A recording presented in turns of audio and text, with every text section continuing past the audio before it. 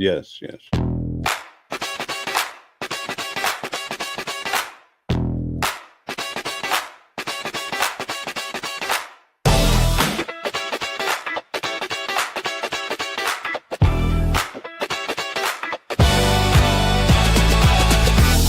It's the weekly Lego review. Oh yeah, it's the weekly Lego review. Every Sunday we got the news, Lego breakdowns, commentary for you. It's the weekly Lego review. Oh yeah, it's the weekly Lego review. Every Sunday we got the news, Lego breakdowns, commentary for you.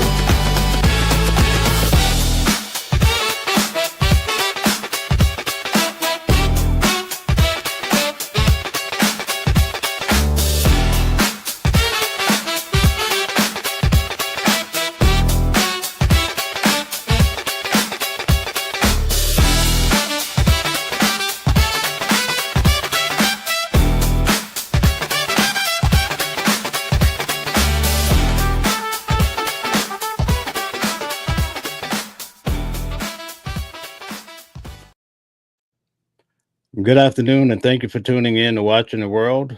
We are privileged today to have criminal defense attorney Calvin Johnson with us. Welcome, Calvin. Once again, it's on. We're back, man. We're back, man. A lot of stuff happening legally.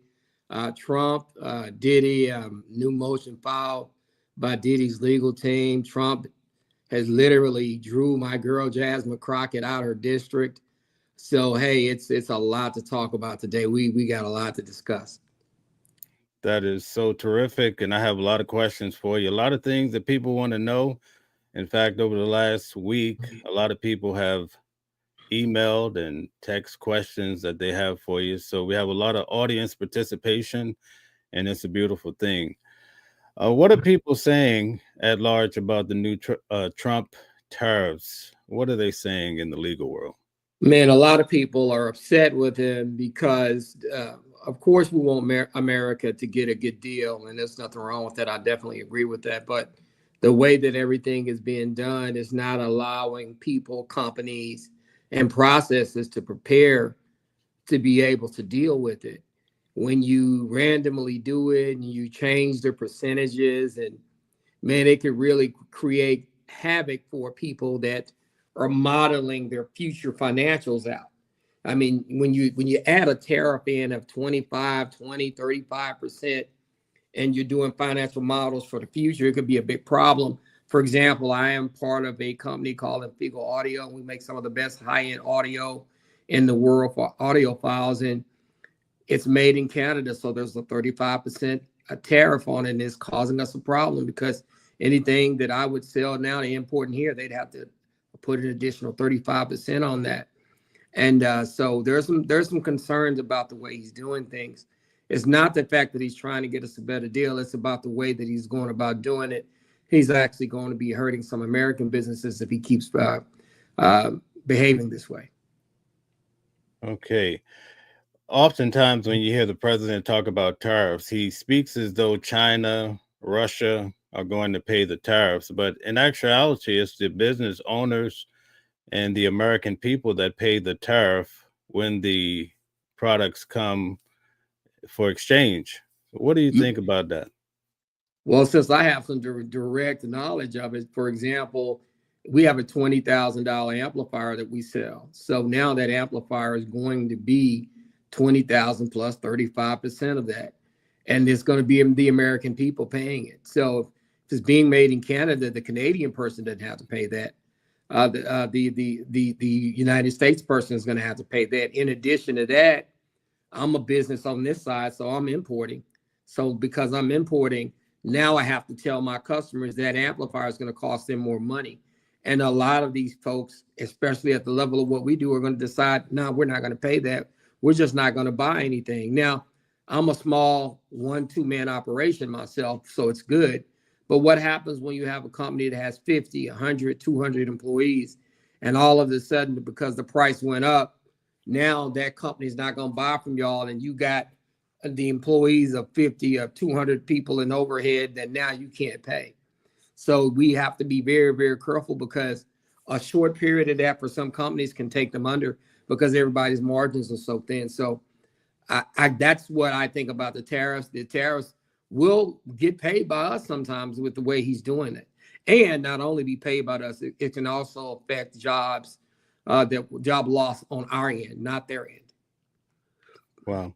It seems that the stock market is hanging on by a thread based on how he develops these tariffs and just how it plays out. So it'll be interesting to see how that works. As you know, I invest a lot in the stock market, so this is something that I follow. I couldn't wait to ask you that question. I wanted to switch to Elon Musk. As far as DOGE, they went through this whole process of trying to cut back and find the missing money. Do you think that they were productive when it came to that? I think that they probably uncovered some things, but once again, my problem with DOGE isn't finding missing money or finding government waste. I'm for that. Like, we shouldn't be wasting money. People shouldn't be siphoning money. But the problem that you have, and I always tell people, there's a fundamental difference between government and business. Some people think that you can always run a business like a government. And I say, for the most part, when you're dealing with government, I don't think you can really do that to the same level that you can run a business for a business. And I'll tell you why. The primary goal of a business is to make money. We all do. If we're in business, we're going to make money first. That's goal number one. But in government, sometimes your job is to provide services, and sometimes these are the essential services. It's sometimes not about the amount of money you spend providing that service. It's just the fact that the service has to be provided, or it can result in catastrophic financial losses, or it could cause loss of life, or it could cause loss of systems and situations that will cost you even more money to rebuild. So the goal of running a regular business is money. The goal of running a government actually is to provide a service, necessary services. So when you look at a thing like DOGE or a movement and an organization like DOGE or a department like DOGE, it's good that you're finding government waste and making sure that that doesn't happen. But sometimes I think when you try to apply those principles to running a government, it's not going to work all the time, because at the end of the day, if you take a chance trying to save some money and a service is not provided, it could have catastrophic, consequences for the people that are not getting those services. So Elon Musk and Doge crew, they were going through the files trying to cut back and so forth. Elon Musk left, I believe, on May 28th from the government, but he pointed out that Donald Trump was in the Epstein files. What are your thoughts? I think he is in the Epstein files, because it just doesn't make any sense with the way he's handled those things. He's played the game of, we're going to let those files loose. We're going to open those files to the public. We're going to expose everything and everybody. And then all of a sudden, for months, you don't hear anything. And now that we're talking about it again, the positions and the answers that he's having his people give us is changing. And that's just what my concern is. My concern is that he's running game on the American people when it comes to Epstein. Say what you want to say about the other stuff, but why isn't he releasing those files? It just doesn't make sense. Are you shocked to see that MAGA is turning their back on Trump to a large degree? I can't say I'm shocked by anything they do, but I could see how this could be a problem, because one thing I'll tell you that everybody, I think, still has the level-headedness of is that when it comes to exploiting minors for sexual behavior or sexual activities, I don't think anybody's a fan of that. And when you have the opportunity to expose that is happening, then you want to make sure that those people are brought to justice and that those people are exposed, because we don't want people that are using these young ladies, young women, to be exploiting them. And I think that if MAGA thinks that Trump is involved in behavior that Epstein and Bill Clinton has been involved in, then it becomes a problem, because you have to realize they're accusing Clinton and men in these files, and that's somebody that in MAGA world you don't want to be aligned with doing the same thing as, based on his situation with Monica Lewinsky. So when you look at that, it could cause MAGA to turn on them. I think they still love him. I think they're willing to look past it all, but I think there are some in that camp that will say, nah, man, we're not rocking with that. Right. Pam Bondi came out and she said the files were on her desk. Then they came back and said, oh, there is no files or no list. And then Donald Trump, as late as last week, said, well, there's a list, there's files. However, the Democrats made it up. It's all a hoax. Why would they be going back and forth? Do you think they're lying? I think they're lying, and I think what they're trying to do is extend the shelf life of the lie. So when you lie, it may kind of cover it for a couple of months, and you lie again, you may cover it for a couple of months, and then something else will happen. You defer the attention of the American public onto something else, but then when they ask it, then again you tell another lie. And I think they're just trying to stretch their lie out. I think they're running a game with it. And I think there's a lot of powerful people that probably dealt with Epstein because, number one, he has access to money and he has access to women. And everybody knows that when you have access to money and women and you got a bunch of power, we know what's going to happen with that. So let's not be naive, everyone. Sometimes we're looking at people as Republicans and Democrats, and sometimes it's just the haves and have-nots, those who have power and those who do, those who don't have power and those who do. And the have and have-nots are the same, are not like them. Like if we're have-nots and they're haves. And there are a lot of haves that are Democrats and there are a lot of haves that are Republicans. And there are some things that they share together that they will not share with the have-nots. And so we got to be smart about that. We really, really do. We shouldn't be playing games with that and thinking that, hey, this person is holier than thou.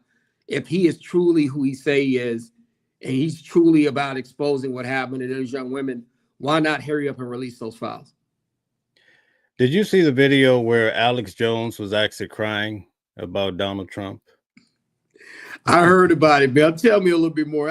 I heard about it, man, but I stay away from Alex Jones, man. I just think that guy's kind of slimy. I think he's off for show. But I heard about the video, man. Tell me what happened. Yeah, he was crying like a baby. He said Donald Trump is basically bringing down the MAGA mission, and the Democrats are basically saying MAGA is a cult.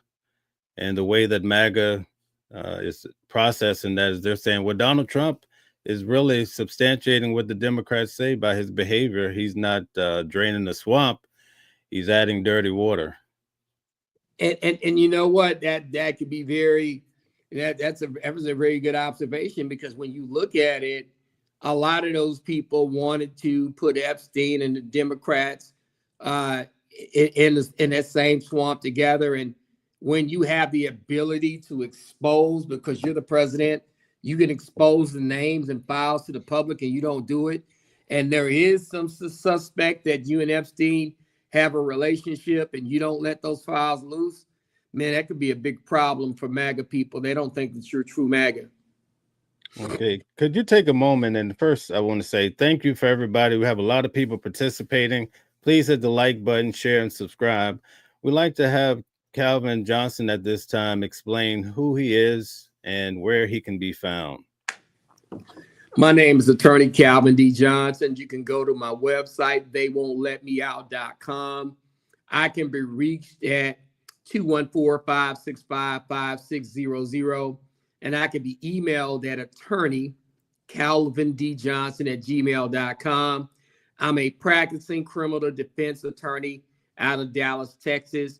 I have been practicing 24 years. Next year would be my 25th year. I handle criminal defense at the local, state, and federal level. I've handled RICO cases. I've handled, major federal cases where people were looking at a substantial amount of time. So I've done a lot of work here in Texas, and I provide a lot of legal advice, not just to my clients, but to others who seek it out. And once again, I've been in business for the last 24, 25 years.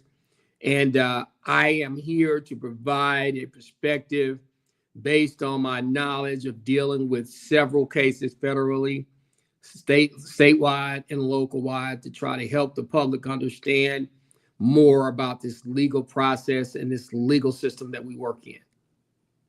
So I have a question for you, and thank you for the breakdown. We see you have an extensive experience. When it comes to Donald Trump, why is it that he could be president but not vote with the 34 felonies? You know something, once again, I think that they view him as a savior from a lot of the chaos that was happening in America. When I say chaos that was happening in America, from their standpoint, there were a lot of things that they did not like, a lot of the woke policies. And I'm going to say woke, don't y'all get mad at me. I'm just saying how they would say it. They're trying to say these woke policies are causing a lot of problems in America and is getting America away from what it was doing. And I think that they're willing to overlook the fact that he's a felon. They're willing to overlook the fact that he can't vote. They're willing to overlook a lot of facts about Mr. Trump because they believe that he is going to restore their country to the America of old. And he's going to save them from liberal wokeness. So that's why they are willing to, at all costs, overlook what he is and what he does. And they're willing to vote for him and place him in office because of that. And on the other flip side, for the people that are liberals or the people that are Democrats or leaning left, there is a problem in that tent because a lot of people are feeling like that we've lost too much ground in Mr. Trump and that they did not, or we did not go hard enough when we were in power to make sure he was punished, to make sure that this thing would not come back again. And I think that sums it all up in a nutshell. When it comes to Donald Trump and also Diddy, I attended both of those trials, and I noticed that you have the legal system and your whole persona that they have of you, but you also have it for the public. When you have a client that has a lot of baggage like Donald Trump, what would you advise them to do to change the way the media views them as an individual? Well, what you want to do is you want to take your bad information and just put it out there yourself, because today's media is going to get a hold to it. Like I was telling you earlier, Mel, when we talked about Diddy, what did in the opening statement, what did his own team do? They talked about what he did to Cassie because they knew it was coming up. And sometimes you got to tell it your way first, which means if you have some bad information, tell it your way, put it the way you want to put it, and then put it out there to the public. Don't let the other side define your bad acts. You define your own bad acts, you get them out of the way, and then you move on to your strong points. So that's the kind of advice that I would give somebody that's situated like Donald Trump that would happen to be my client. Get the bad stuff out the way first. We're going to put it out there first. We're going to let them do it. We're actually going to control the narrative. Okay, so when you say control the narrative, will your legal team do it, or do you have an outside third-party company that would be responsible for pushing his media presence? Well, you kind of do it, and then you have people in places and opportunities that they have to be able to put that out there for you. If you maintain relationships with bloggers and people in the press and the public, what you do is you try to weaponize those relationships to assist you in getting the responses that you need and the image that you need. And sometimes you're going to hire somebody to do that and they'll tell you what to do. And sometimes it's just going to be you doing it yourself, explaining to everybody kind of what you want to try to do, and then putting the information out there to try to get the public to look at you in a particular manner. Okay, so like in the case of Jeffrey Epstein and Maxwell, do you think these items could really cause Donald Trump to lose his presidency? I think they could, because I don't know if I'll lose this presidency because number one, Epstein's dead, so he can't talk anymore. but I think they could really change the way that a lot of people look at him. I wouldn't say that the MAGA people will look at him a certain way. I think a lot of the independents would look at him with the side eye, with the way that just saying Maxwell and Epstein have been connected to him, and I think he could get hurt more with independent voters as opposed to the MAGA voters. And I currently think that the independent voters right now are the new swing voters. There was a time with African Americans when we held in our hand the ability to swing elections. But I think that independent voter, the voter that's kind of moderate, maybe slightly liberal or slightly conservative, I think that particular voter is where that I think Trump will lose the respect for, and I think it's going to cause him a problem. I don't know if it's going to cost him the presidency, but it very well could, because of those independents that are center left, maybe center right, or slightly right. They might not look upon Mr. Trump with the same eyes that they used to. Okay. You brought up voting. I heard last night that voting is changing in Texas. Have you heard about that yet? Oh my God, let me tell you. Well, one of my friends, I'm actually friends with Jasmine Crockett. I supported her when she ran here in Dallas for State Rep 100. First, she ran for State Rep legislator, and I assisted her in her campaign and going to some of the communities in South Dallas. She barely won that race, but I know Jasmine. I've never had a problem with her. I think she's good. But at the same time, when she got to Congress, of course, she's been fighting, and she basically ran to be in Congress, took the late, great Eddie Bernice Johnson, who was a stalwart and an icon in the Texas community and the national community as a strong Black woman. She took her place, and she's been going up there fighting in Congress with a lot of the Republicans. And it doesn't surprise me that they've tried to draw her out of her district. They have really tried to limit the power of people like Jasmine Crockett and Mark Vesey, who are representatives, who are our congressional representatives from this area. And I think it's really hurt. And both of them are Black. Jasmine's a Black female, and Vesey's a Black male. And I think that we're paying the price as African Americans for supporting the losing ticket this time around. And the Republicans are deciding that they don't, we're not voting for them. We're voting for the other side. We're not favorable to them.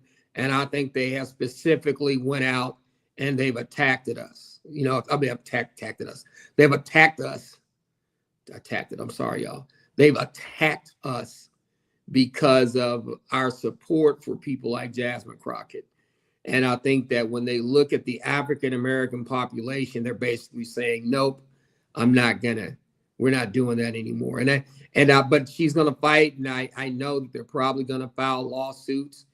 And I think that I'm hoping that they're going to be successful, because what they did to Mark Vesey and Jasmine Crockett is completely wrong. Shout out to Jasmine Crockett. Shout out, sis. Shout out to Mark Vesey. And I want y'all to know that I'm supporting you guys as much as I can and as strongly as I can. Do you think that some of these dramatic changes are tied to Project 25? I think that they are. One of the things that I've consistently had, and I had to talk with one of my great friends, Dorothy Burton. She has her own podcast.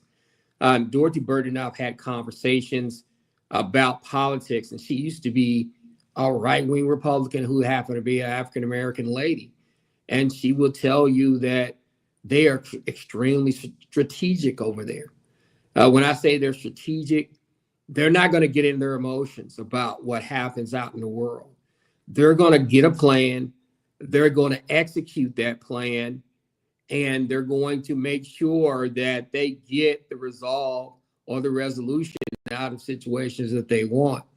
The Republicans at times actually make fun of our Democrats being in our feelings too much in terms of being able to go in, plan, and execute stuff. Because if we have a group that's not included, that feelings may be hurt, then we're not going to hurt those feelings. We're going to pacify them. And I think that we got to be extremely careful about how we deal with the Republicans, because they're focused. They're getting a lot of stuff done. They're redrawing districts. They're changing laws. They're winging the courts.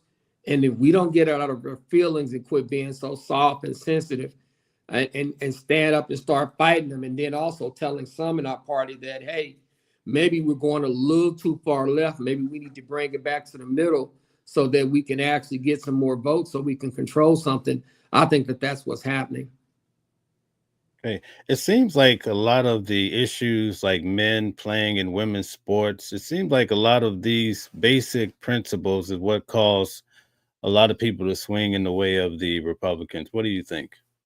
It is, man. And, you know, I'm going to tell you, and that's why I rubbed y'all saw me, and I got to be careful because I know we're on this podcast, but I literally put my hands in my face because, listen, I'm not against transgender people. I wish them the best. I've met some of those folks and they're nice. I've never had issues with them. But at the same time, they should not be playing in sports that are there for women. They should not be competing with women, with biological women. A lot of people will rag on me for saying what I just said, but that's also a problem in the Democratic Party right now. There's not enough strong men like myself that will stand up and say that. Yes, I don't think that they should be competing with women. But at the same time, I have nothing against them being the way that they are. I wish them the best, and I don't want anything to happen to them or for them to be discriminated against. Mel, I'll tell you a quick story. When Iman Khalil, I guess the boxer, if I'm correct, I want to make sure that I'm saying her name right. I literally went on the internet and said I would not let that person fight my daughter if my daughter was a female boxer. And I had some lady jump on, get all in her feelings. And I was like, nope, if I got a daughter, she's not fighting that person. Don't you know, she blasted me on another forum and made me look like that I was transphobic and I hated folks and all of that kind of stuff. And it's that kind of behavior from people that is turning regular folks like me off, that's turning independents off. And we got to have a real conversation about that. And somebody said, it's a culture war distraction. It can definitely be a culture war distraction, but guess what? It's a damn culture war distraction that works, because a lot of folks will say, you know what? They're doing too much with that. And if they're going to start doing that, I think it's going to go too far. So I'm going to stand up and I'm not going to vote Democratic this time. I'm either going to vote Republican or not vote at all. And I'm going to tell you the bigger problem, Mel, I'm glad we're having this conversation. I don't think it's the problem that folks are voting Republican. I think it's folks that are not voting at all that's causing the most problem. It seems that the last presidential race threw the Democrats off. What do you think? It definitely threw them off. I think that as a party, and I'll say this, and a lot of people are not brave enough to say it, but I've had enough, and I think it's time to say it. Man, we went too far left. We went so far left that there was no common sense to be had over here at times. And I've had it. I got to start saying it. We are going to have to start voting. We're going to have to identify independents. We're going to have to sit with them and ask them what they want. And some of our folks on the left, we're going to say, hey, look, we're going to help you, but we're only going to be able to go so far because it's starting to cost us elections on this end. Now, I don't want anybody hurt or discriminated against, but listen, we went in with the Democrats here in Texas. We went in with the Democrats. We lost. And what they're doing in the third largest or fourth largest metropolitan area in the United States, which is Dallas-Fort Worth, we just drew out of 2 congressional seats because of it. So there's a cost associated with us going too far left in my eyes. And some people may attack me for it, but I've literally had it. So I'm going to start talking about it. We went way too far left. We need to bring this back to the middle so that we can do some things that actually get some people to vote. I mean, some folks that I know that I talk to, They just said, you know what? I'm not going to vote for Trump, but I'm not going to vote at all. And then what's happening is killing us at the polls. So there is something that we got to do, and we got to, number one, we got to inspire people by having inspiring candidates that are going to inspire people to vote, and candidates that are going to get in and do what they say they're going to do. And that's the thing. And then I'm looking at a lot of our comments, and I hate to go into this, but everybody, oh, it's just like they're believing his lies. Listen, those folks, they believe his lies. We knew that. We beat that once before. We beat him lying. Joe Biden beat him once.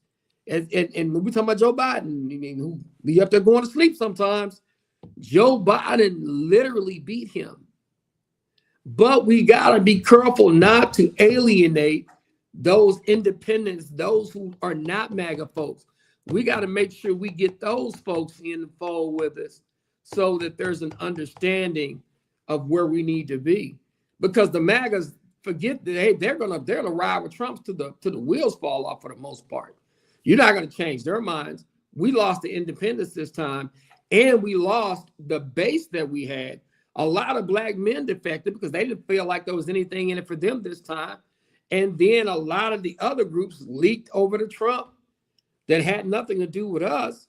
But we got to start being extremely careful. So that brings up a question about Joe Biden. In your law firm, you sit at the top of the food chain, right? So you would expect at some point, maybe the people of your team would say, okay, you reach your point in life, you have to pass this on, you can no longer perform. Why would Joe Biden's team allow him to debate Trump that night if they knew he would be doing such a poor job? You know, I think one thing you have is somebody who's extremely proud. Mr. Biden has served this country, and I'm not going to negate the hard work he put in for America when he was there in Congress, and when he was there in the Senate, and when he was there as vice president under President Obama. But it got to a point where, look, you know, he just lost it. He was older. He had worked a long time. I mean, when you work a long time in a pressure position like a senator, vice president, or president, and you get older, sometimes you just lose your mental faculties. Somebody should have got in there earlier and told him not to run again, because he just did not have the mental wherewithal. And I think that created a bigger problem, which is a Democratic process with no primary, and they just went in and selected Kamala. Now, don't get me wrong, Kamala, however you want to say her name, I'm not against her. I wish her the best, but I think that you got to have a primary.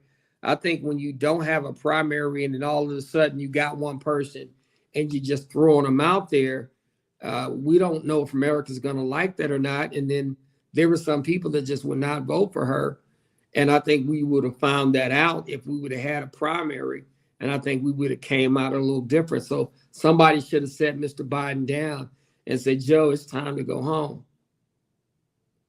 Now, considering all that's happening right now, and you tie that in with Donald Trump and what's happening with Epstein, do you think that this is leading toward a midterm that's going to swing back to the Democratic side? I think it is, and I don't think it's because of Epstein. I think it's because of massive job loss. There were a lot of people that had government jobs that he took their jobs away. So they're not going to ever vote for him again.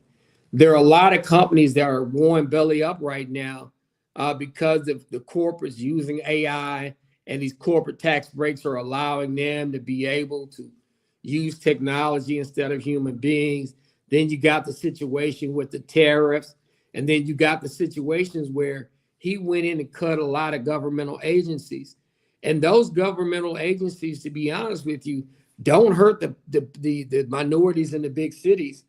He hurt a lot of farmers. He hurt a lot of union workers. He hurt a lot of other people that are in small town America that really rely on the federal government for certain services. I give an example, and I'll tell people this all the time. In the state of Texas, we have large cities like Fort Worth, Dallas, Austin, San Antonio, Houston. Well, those metropolitan areas pay for a lot of services through taxes for some of the smaller towns and counties in Texas. So when the federal government decides to start pulling their money, then those counties have to figure out how they're going to get resources to continue to do what they're doing in an area that's kind of spread out.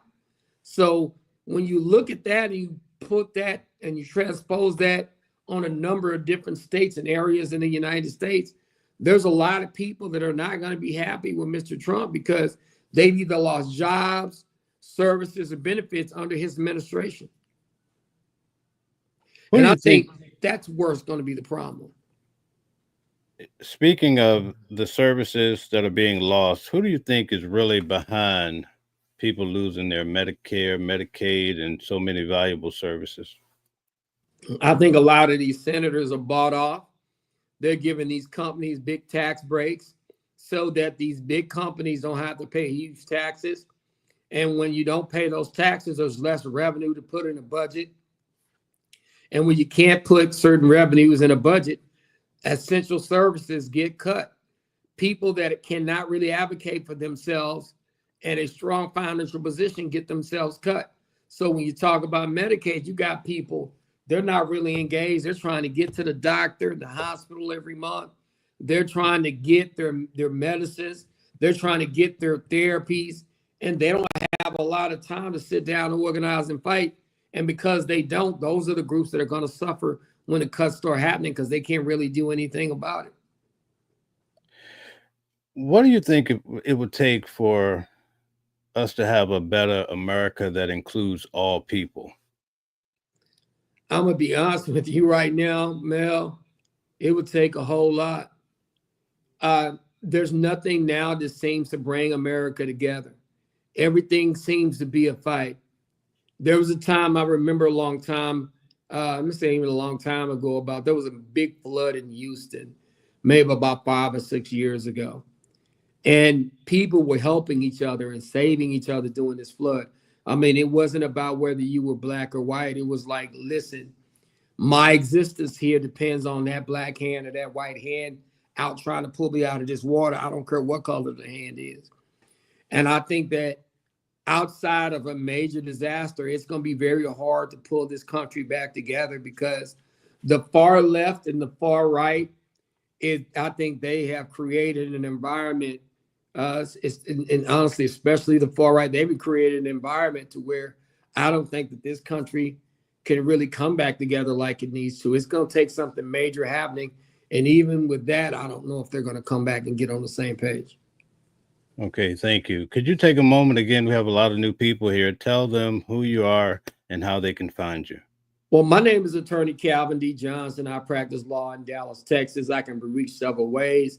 At my website, theywon'tletmeout.com. I can be reached at attorneycalvindjohnson@gmail.com. I can also be reached at 214-565-5600. I am a 24-year practicing lawyer in Texas. I went to Howard Payne University where I majored in history and political science. That's why I'm able to talk politics. And I got my law degree from St. Mary's. I've been practicing law for 24 years, state, local, and federal. And today we're talking Donald Trump, Diddy, and high legal topics. And we're just trying to talk about what's happening to America and how we can get to a better place. Thank you very much. Guys, please hit the like button, share, and subscribe if you like the material. We have this show every week at 3 o'clock Eastern time, 2 o'clock Central time. I'd like to get into Donald Trump and what he said about Diddy and this pardon. I'm not sure if you saw the video, but he said it's less likely that he would pardon Sean Puffy Combs. Any thoughts on that?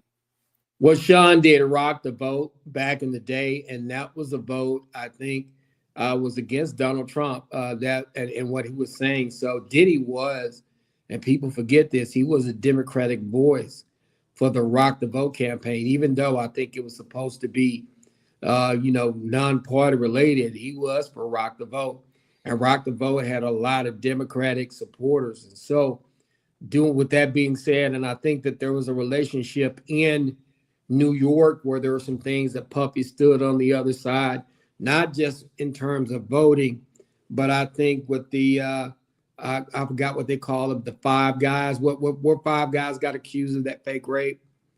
What The did they call? Central Park Yeah, the Central Five. Five. I think Diddy stood with the Central Park Five before. In addition to that, I think that uh, during the rock the vote and some of the presidential campaigns, the Democrats used Puffy as kind of a poster child to get them to get people to vote. So I don't think that he has a good relationship with Mr. Trump because of those things. So I think he's less likely to get a pardon. In addition to that, you got somebody who's accused of actually beating up a woman on camera, even though Trump has been accused of several things in his career. When you have a visual of a man kicking a woman on camera and you pardon him, I don't think that Trump is going to do that. When it comes to Diddy's charges, he's stuck with the two Mann Act charges. Mm-hmm. And the argument that his attorneys are making is that basically he was a customer of the service. However, in court, Cassie and others testified that Diddy was the one setting up these arrangements and they were participating under duress. That's the picture they painted. How can that argument be made under these type of circumstances? I think Mr. Combs needs to be careful with that motion. I think that's a very hard argument to make because a lot of people are going to say that, hey, you're a customer, but you're pulling all the strings. You're the one with the money. You're controlling everything. But I also think that there's a reasoning behind why Puffy's attorneys filed this motion. They wanted it to be known. If I was representing Puffy and I saw what the judge did the last time, at first he was going to let me possibly go home. Then he comes back with a change of attitude. Then he detains me for a fifth time when I thought I had a chance of maybe going home. In my mind, somehow that judge's mind has swung away from letting me go home. If his mind is swung away from letting me go home, then he's thinking about giving me some time. If I know he's thinking about giving me some time, why don't I get my legal team to preemptively file a motion saying, A, most of the people in this situation, A, gets bond, and B, most of the people in this situation don't even get that much time.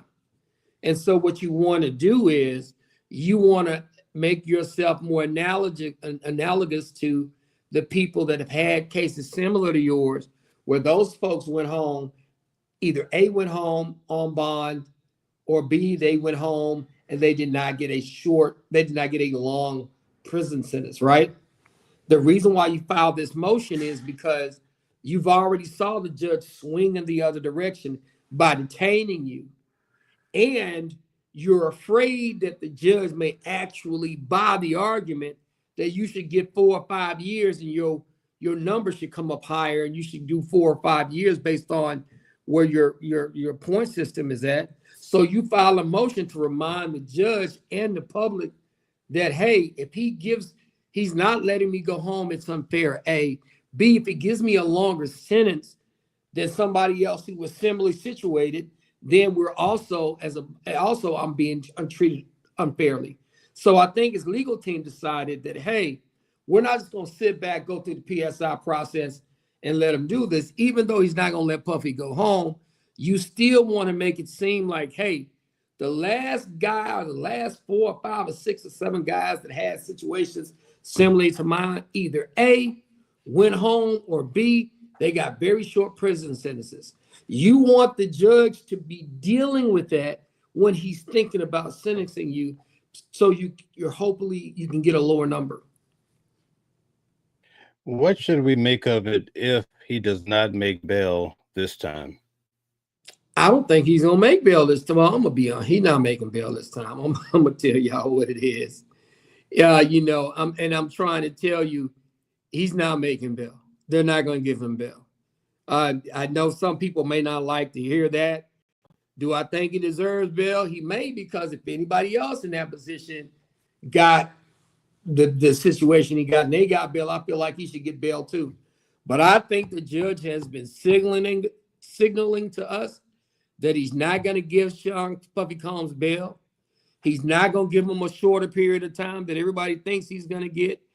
Even though I don't think he's going to slam him and give him no damn 10 years, I think that he may give him somewhere between 3 and 5 years to do. And I think with the time that he's doing, Puffy will do another 2 or 3 years and come home.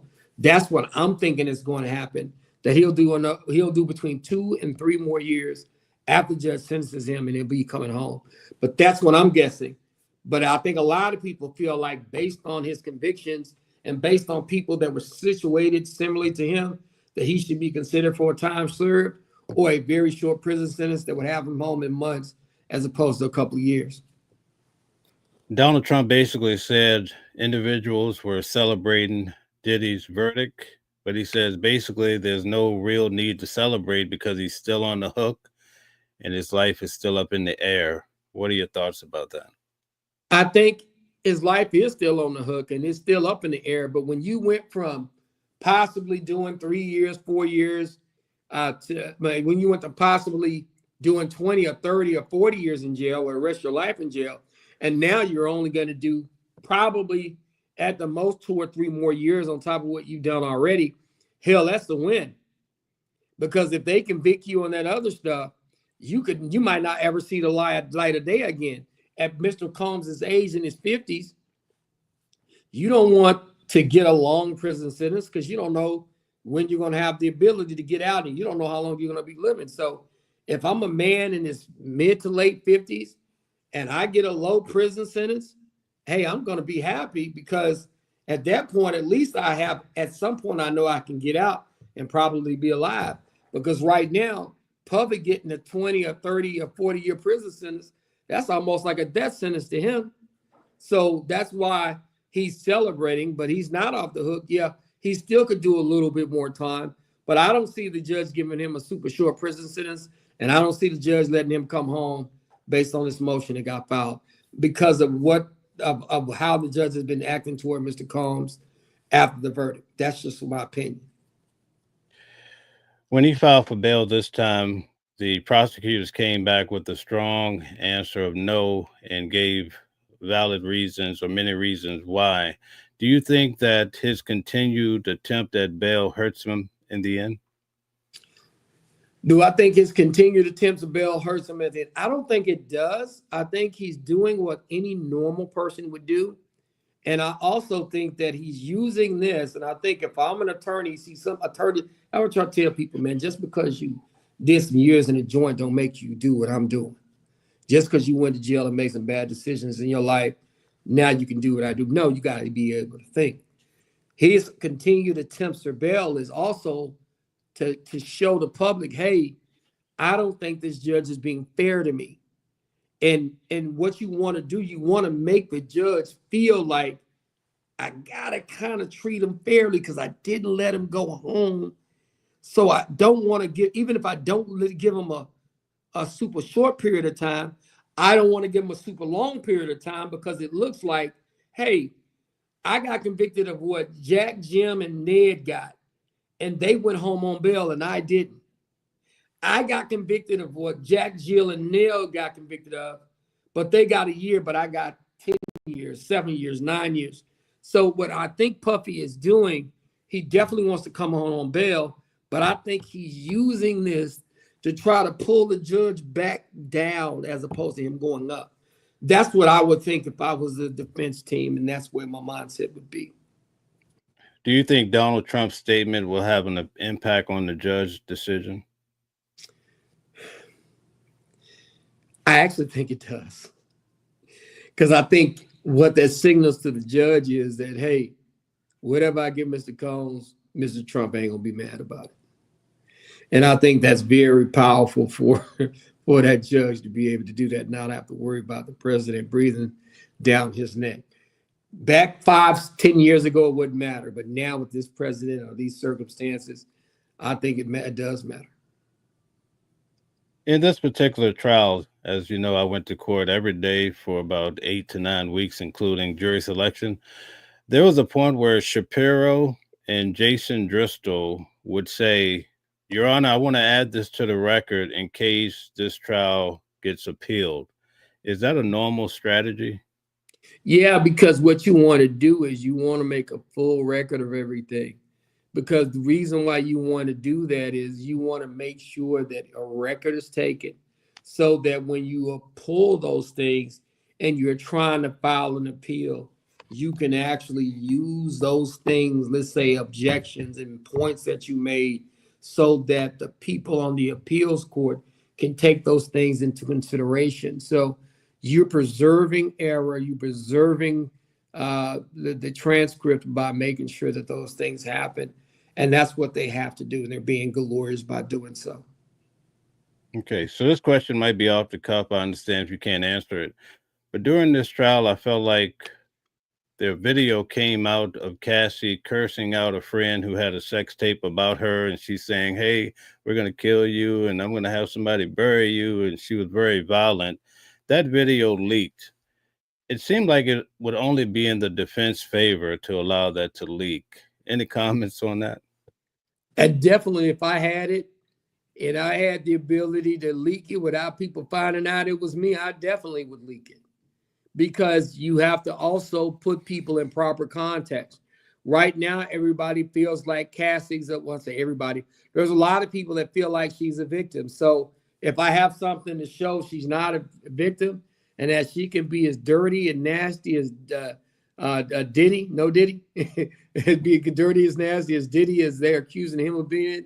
Hey, that's a win for Diddy. And like I said, nothing against Diddy, man. He lives his life. He's making his choices the way he wants to make his choices. To be honest with you, some of the stuff to me he did was just freaky. Now, would I do those things? No, but I don't think a lot of the stuff he did was crimes. I think a lot of it was just freaky stuff. And I think that's where the government, to me, went off the rails. But that's just my opinion. Okay.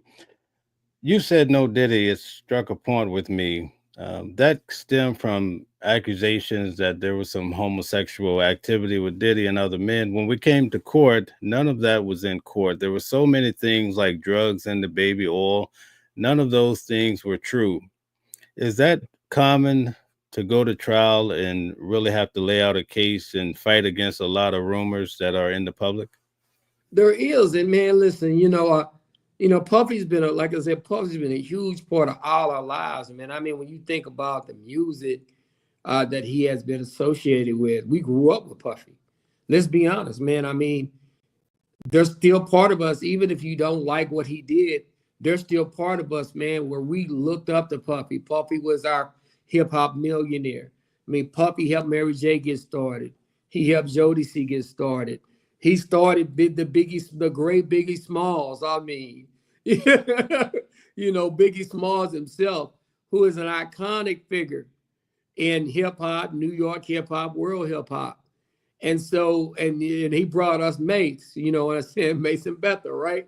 So he brought us Mace and Total and a lot of groups along the years that we enjoyed. And I think that when you look at the situation with Puffy in hip hop, you look at Puffy as a suave guy, a confident guy, a man's man. And he has the image of being a man's man because he's a boss. But if you try to make him seem like he's homosexual or he's into men, then it kind of destroys that hip hop image that he has out here. And that can be very damaging to the way people look at him. Nothing against people who live that lifestyle. They can do that if they want to. But in hip hop, at least in Puffy's area of hip hop, that's something that was not smiled upon. So it could be very, very, very hurting when somebody says, and it's funny how we came up with this, oh, no Diddy, right? So when somebody says no Diddy, you know what it means. So, but it's one of those things where that could really hurt somebody's image when you have this image of being a hip hop tough guy. Thank you. Thank you guys for all the likes, shares, and subscriptions. We appreciate it a lot. We're also happy to have a criminal defense attorney, a great attorney here, Calvin Johnson, breaking it down. We do this every weekend, Sunday at 3:00. Thank you guys for tuning in religiously. It's awesome. We're going to switch gears here a little bit. I want to ask Calvin about this video of a young black man being hit through the window, I guess, of a car.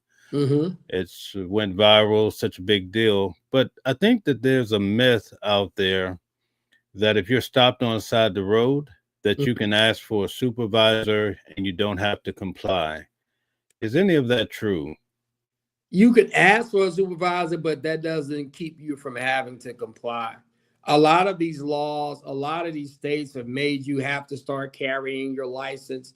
There was a time where you didn't always have to identify yourself. A lot of these state laws have changed to make you identify yourself.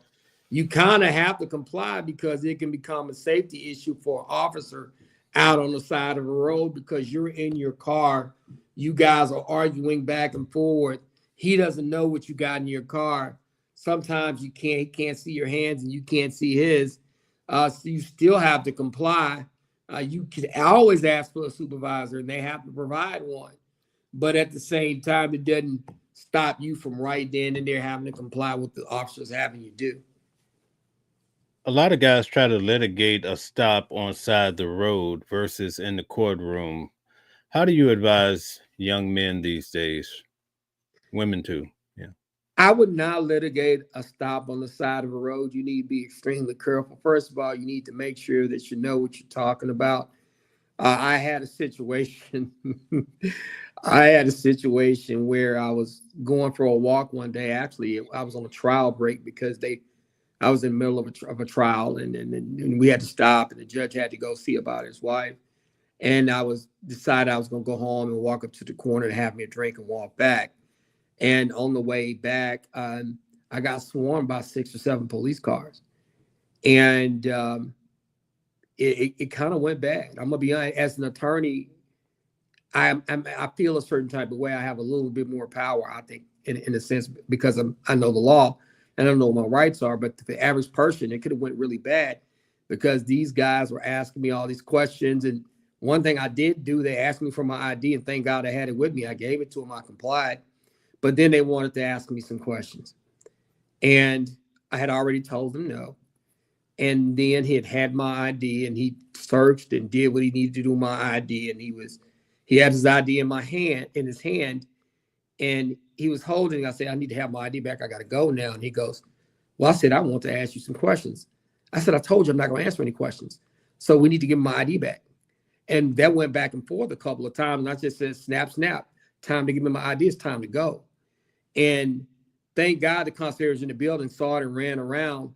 But I don't suggest anybody do that. We got to be careful with these police officers. Now, I knew I was within my right to say what I had to say because I wasn't going to answer any of the questions because what they were looking for wasn't me.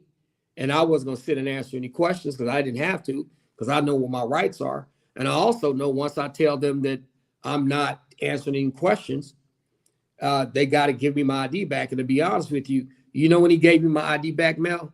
When I finally got upset, I said, I literally said, snap, snap. This is a bad day for you because, number one, I'm not going to answer your questions. Number two, I'm a lawyer, and you need to give me my ID back. Once I identified to him that I was a lawyer is when he gave me my ID back. And then we proceeded to argue with each other. And part of it, and I don't even encourage people to do that, but I definitely understand the anger that we have sometimes as Black men and Black women or people of color or people in general, when you get stopped and you're going about your day, and it was a nice summer day and I was trying to relax, and then somebody came and took that away from me. And for a lot of us that get stopped, and a lot of us that get pulled over when we're not doing anything wrong to anybody and we're not bothering anybody, it really affects us in a way that we got to be careful about, right? We got to be careful of how we respond to disrespect. And some people say, well, what do you mean? A lot of us feel like by being stopped and they ask too many questions, that they're not respecting our rights as citizens and not respecting our rights as people. And when it comes to Black people, you feel like it's not they're not respecting your rights as Black people. but we got to be extremely careful about how, in our mindset, that how far we let that go, because sometimes they just want to get your ID, get your information, and let you go. But a lot of us, sometimes we turn it into bad situations. And with these body cams and these car cams, people are seeing more and more of those interactions. I actually like the body cams. I actually like the car cams, because I'm gonna be honest with you, I think they've saved us out of a lot of situations. But I would not think that I can automatically have a supervisor out there. Of course, you can ask for one, but that doesn't mean that you get to stop complying. You got to continue to comply with the officer, as long as you don't sacrifice your constitutional rights. You got to be able to try to comply. Now, if you feel like they want you to give up one of your constitutional rights, don't do that.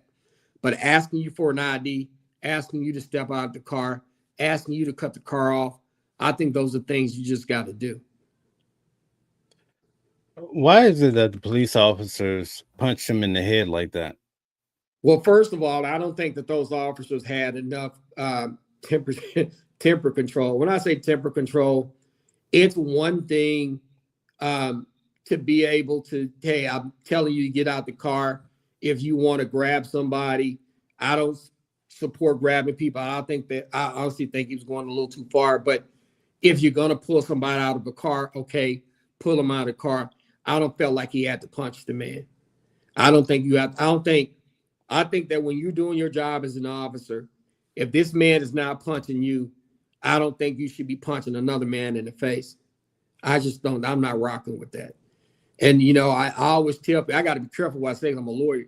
You punch me in my face for no reason, I feel like I got to punch you back in your face for no reason. That's just me. That's how I feel as a man.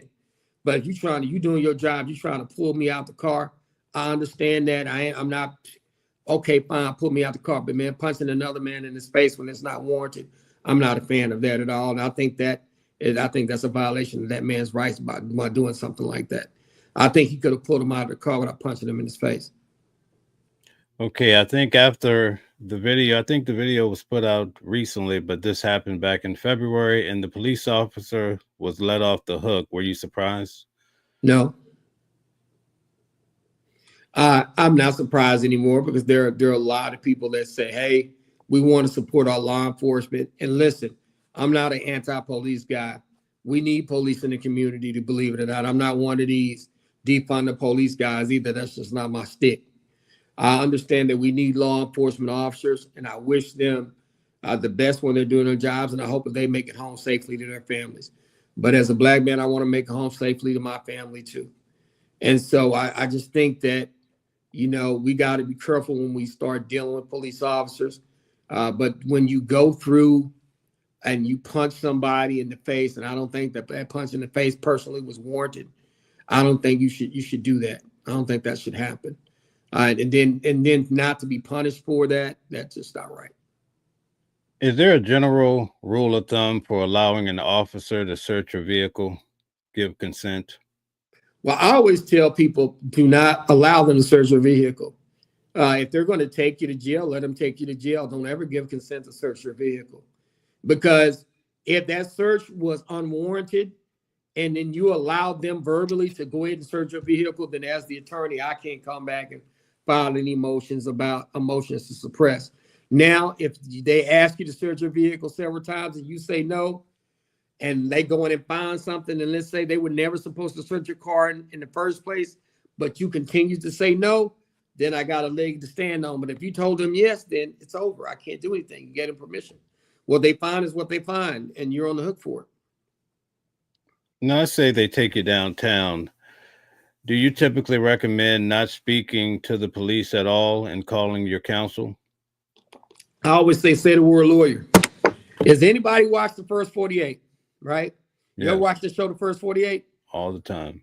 I sit back in my bed watching The First 48, and I say lawyer, attorney, please just say the word lawyer. They'll have to stop. If you say the word, I want my lawyer, they have to stop talking to you. It's over. When I hear these folks continue to run their mouths, I literally lose my mind. You should always ask for a lawyer. And to me, If they're willing to have your lawyer come in and then you're willing to ask them some questions, that's one thing. But if you ask for a lawyer and they don't give that lawyer to you, you don't give up your rights, because what's going to happen is if you tell them something that you felt like you were pressured into telling them, you gave up your rights doing the admonition of the Miranda rights. And now it's over. You basically have allowed them to interrogate you. You didn't ask for a lawyer, so all that information is going to come in court. I always tell people, just say lawyer. Don't ever talk to them without a lawyer, because you know that the officers are allowed to actually lie to you when they're talking to you. So first of all, I got an officer that's willing to lie to me, an officer that's interrogating me, an officer that has more experience than me asking people questions, an officer who probably knows the law a little bit better than me in most situations. Why would I talk to him without a lawyer? I'm doing myself a disservice. So that's why I always tell people, always ask for a lawyer if possible. What if a person is stopped and the allegation is a DWI, depending on your state, DUI, what have you? Do you have to consent to the process of whatever they want you to do? I always tell people, if they stop you for a DWI, most of the time they ain't letting you go. I've never seen them let anybody go, to be honest with you. Have you ever seen anybody have you ever seen them let anybody go? I want y'all to think about it for a minute. So if they ask you to do the field sobriety test, typically I wouldn't do them, because they're going to get a warrant for your blood now. That's what everybody's doing. They're not doing the breathalyzer machine anymore for the most part. They're getting these blood warrants and they're taking people's blood, and then they're determining if you're intoxicated by the blood. To me, I wouldn't do all the SFSTs, which is what we call standard field sobriety test, SFST, standard field sobriety test, which is the counting, the standing on one leg, the one toe in front of the other, take 10 steps.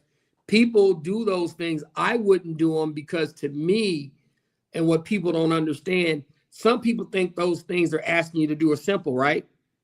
They think, well, he's just asking me to do 2 or 3 things by asking me to start here, take 10 steps, walk back 10 steps and back. That's 4 things, right? No, it's not. He's telling you to stand up and step up to this line. So if you don't step up to the line, that's 1 point off. If you start before he says go, that's another point off. If you don't look at him before he starts to say go, that's another point off. If you go and turn around and don't wait for him to tell you to come back, that's another point off. So I don't do those SFSTs, which is standard field sobriety test. And then you have this test called HGN, horizontal gaze nystagmus, which means basically a smooth tracking with a red light on your eyes. The only person who's determining whether they're smooth tracking is the officer. You can't tell, even if you have a video camera, you can't tell if your eyes are tracking smoothly.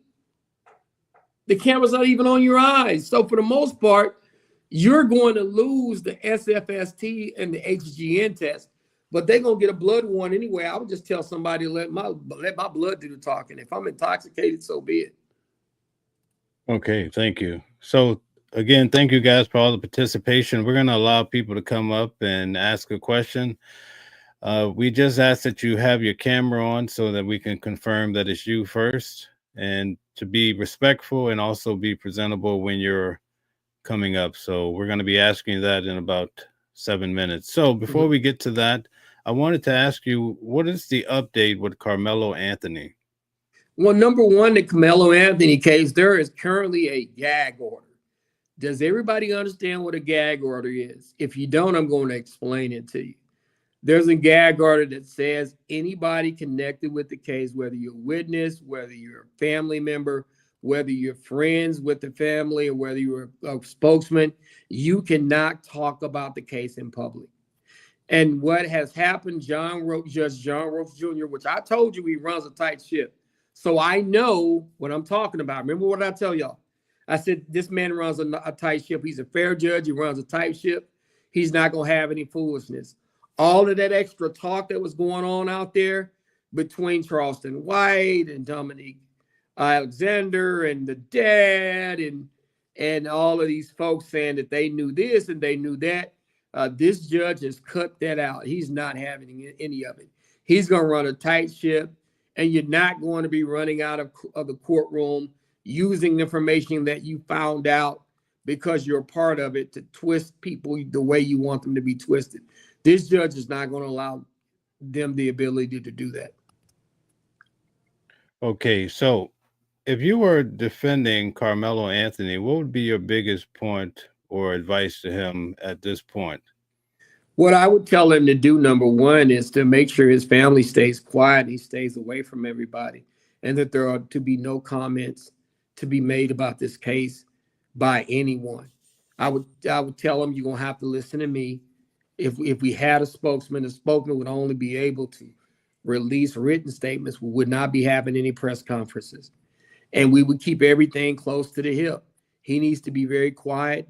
You don't want to let information out so that the other side knows what you're going to do while you're defending yourself. So I would just tell him to keep everything tight, stay off social media, don't allow himself to be moved by a lot of the stuff that people are saying about you out here. Stay focused, listen to the lawyers, and keep your lips tight and keep everything tight. That's what I would tell him. Okay. So is the likelihood of him getting life or death, how is that determined in the state of Texas? He's not going to get death because he's not charged with capital murder. Capital murder would have to be in a situation where you went to do an additional crime, and then that additional crime caused, while you were doing that additional crime, a death was caused. So he's not eligible for capital murder. He is eligible for life, but I doubt that if they're going to give him life in this situation based on what happened. He was somebody who has no criminal record, who had not been in trouble before. I doubt that he would get life. Do I think that they could, a jury in Collin County found him guilty and give him some time? Yeah, they could. Or they could convict him of maybe manslaughter and give him a shorter amount of time if they do that. But I think those things are all possibilities, but I don't think life's a possibility. And the death penalty is not something that they're seeking in Texas. And you have to be charged with something capital to be able to seek that. Okay. Is this the high profile case of the century down in Texas, or you've had bigger cases? It's one of the high profile cases here in Texas. There have been a lot of cases that have happened down here in Texas that were big time. But I think this is basically, it has gotten the public's attention because you have two young people. You have one black, one white. You got a situation where the black kid stabs the white kid. Allegedly, there's some bullying. We don't know that. Allegedly, there's some kind of altercation between them two under a tent because it's raining.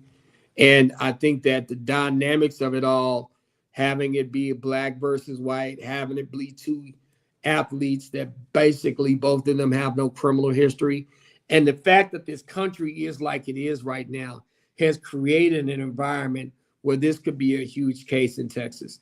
That's just what I see.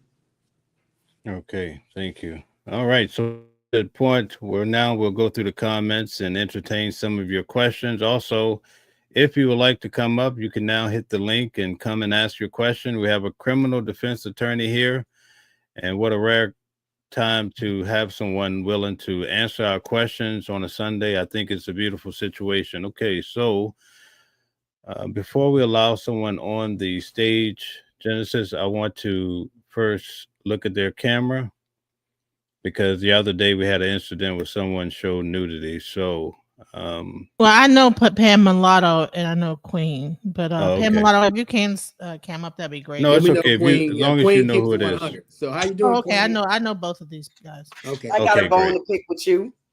okay. But hold on 1 second. First he's gonna answer. There's some questions in the audience, and then we're gonna ask the questions of the panel. So, but welcome Pam Mulatto-ism and welcome Queen 62. Peace, family. Hey, Pan. Okay. All Hey, right. How you doing? Peace, DB. So what I'll do is I'll give each person their 2 minutes, and then we'll go to the comment section, and we'll have other people continue to come up as well. Okay, who do you want to go first? I'll take the first seat. Binks, I'm here. Yeah, go ahead. Let's go. Hey, everybody in the chat. Everybody, how you doing? Calvin, Mel, Pan, DJ. Welcome, everybody. Welcome. I just had one bone to pick. I mean, Calvin, you did leave us hanging last week, but we're gonna let that slide. I know what. Because you know what? I got a 7-year-old that she got to get her time with her daddy. Come on. And I know we thought we were going to do something, but I've been running on fumes. I've been very busy. I'm very popular down here as an attorney. I believe you. But you know what? It's okay. Mel made up for it. Mel said, you know what? Let me sit in with these two queens. So Mel made up for what you did last weekend to your baby girl. But I did want to come up and say, I'm glad that the ending of the conversation was in regarding to Carmelo Anthony. So that can put some of the hater baiters to rest and tell them to stop coming over my channel like knuckle sandwich heads, telling me about Carmelo Anthony. This, if y'all don't sit y'all knuckle sandwich heads down, because listen, we got a whole year. We got a year for y'all to prepare as to why would this be first degree? Where did you come up with premeditated? We want y'all to sit down and get your facts straight. So thank you so much for letting them in on the notion of bully. I mean, because they do need to understand what bullying mean. I mean, come on. You can bully a person with your eyes. Let's set the record straight. But let's keep going. So I definitely want to tell you thank you. I'm keeping it just that simple. Carmelo Anthony, you better get ready because my boots going to be on the ground with you next year, baby. June 1st, y'all better know it. Carmelo Anthony, whatever time he get, it won't be murder. Y'all want to charge him with that little petty knife? Charge him with it. He could get a charge for that, but we ain't going no further than that. It's going to be hot in Texas summers, huh? Hot in Texas summers, right? And I'm going to keep it just that simple. I'm not even going to get on this, everything else we got going on with this Pan-African and Black American, all that stuff. We'll leave that for another time because we will be back to it. But I'll tell y'all this, I'm glad that there was a gag order because I don't people talking. And like I said, my whole deal is I want to see this young man get a fair trial. That's right. I don't want people firing off left and right stuff and making it hard for him, especially up in that area. So I'm glad that the judge is taking control in there. And Judge Roach plays he plays no games. That man is about his business. His father used to be the DA in Collin County. They're an esteemed family in Collin County, and they're going to be about their business, and they're going to be professional. So I want to ask you this, Calvin. I think I asked you this before. Any chance do you feel you can handle that case? Would you take that case if you had the opportunity? Be honest. I asked you this before because I'm right now because of in the beginning, yes, but because of everything that has happened, no. Because it's like this for me. If I'm making stew, I make the stew from beginning to end. I don't want to come in somebody else and put some ingredients in that stew that I don't know about, that I don't agree with. They may have put salt in there and then tell me now I'm putting some salt in there. And the next thing you know, the stew's too salty. And so if I would have handled it from the beginning, yes. But because of all the stuff that has happened and a lot of the outside stuff that people were allowed to do, no. Because when I'm handling the case, nobody on the outside is going to come tell me what to do. We're not having that. I don't care what you do. When it's my case, it's my case because I'm the one with the license and I'm the one that the client's going to be looking at if it don't go right. So that's just, I can handle it. But the way things are right now, I probably wouldn't touch it because like I said, the stew is halfway made and there's some things in that stew that I don't like. Okay. Well, you know what? I'm gonna go with you. I'm gonna go with you on that one because that's the same answer you gave me last time. But I got a feeling I'm gonna ask you that question for the 4th time, and we're gonna change that answer around. And you're gonna say, Queen, you know what? I'm gonna take that damn case. I really update on this case. I believe we could do it. We could do it. I'm gonna tell you this right now. Some people would not, and I always tell people, I don't just pick my clients don't just pick me, I pick them. Right. As well. So if I have an inkling that somebody's not going to listen to me and take my advice, I don't go into the relationship because I don't want that. If I go to the doctor and he tell me I got to take this medicine, and I'm taking the damn medicine. So the same thing here. If I apologize. Go ahead.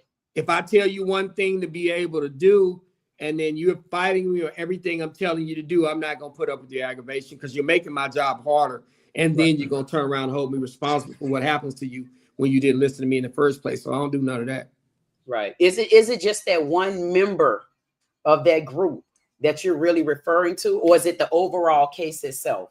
It's the overall case itself. I would say that it was the one member. There are a lot of people that are involved in that situation, to me, that are letting things happen that I felt like they would probably try to challenge me on. And when I say challenge me on, I know I work on the behest of the client. Right. But if I have a client that's not going to listen, then I don't want to take them on. I give them their money back. Gotcha. Okay. I'll give somebody else the floor until later. Appreciate it. Who we got up next? So I have a question. Sure. When it really comes to Jasmine Crockett, because I really loved her, and the fact that she's spoken out so heavily. I know people don't, like, a lot of people just don't like her, but what does this redistricting really mean? Because does it mean that, and when does it come into play? Does it come into play only after, or when the election happens, or when does it come into play? Now, she holds her district for now, but what it would come is when there would be a midterm, they're trying to write her out her district.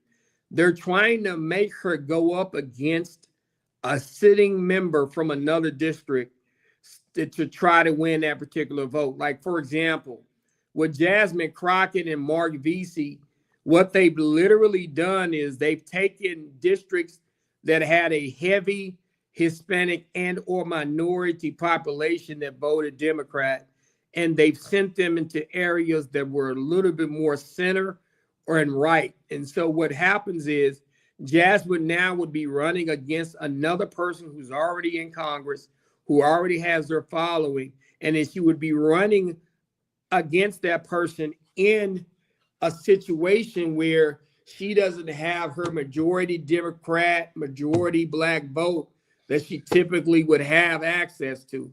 The same thing with Mark Vesey. So they've tried to put her in a position during the next election to where she would have to run against another sitting member and possibly lose based on their the numbers that they run. So do you think it's also a plan to bankrupt her as well? No, it's not a plan to bankrupt her. She'll be able to get money to run.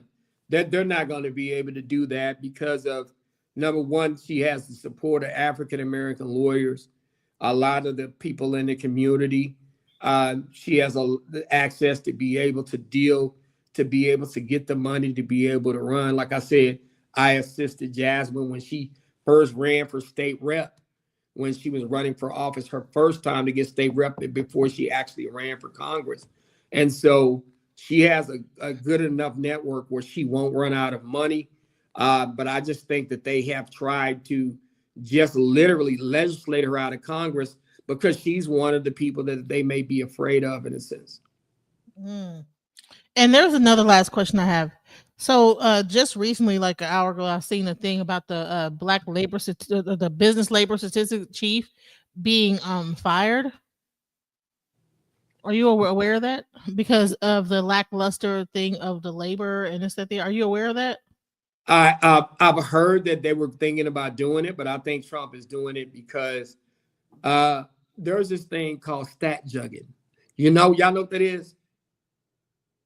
Stat jugging is trying to make the stats look like they're better than they actually are. I get that term from watching the show The Wire and the way that they reported crime and the way that they were being directed to report crime. So there's a way you can stat jug the labor statistics to report to the public that won't look as bad. And I don't think that Trump appreciated maybe that particular person telling the truth about where we were job-wise. And I think that's why he's doing that. So that's my answer to that one. Wow, that I didn't even know that there was that was such thing as stat jugging. That's crazy. Yeah, it is. Wow. And one last question. So with the current situation with the Carmelo Anthony case, have you seen any changes in the group of people that are like helping that family out, or is it like? I think they're going to be able to help less because they can't say anything. So if I'm helping you, my words is really what I'm doing to help you. I'm really managing media, but I got a gag order, so I can't say a thing.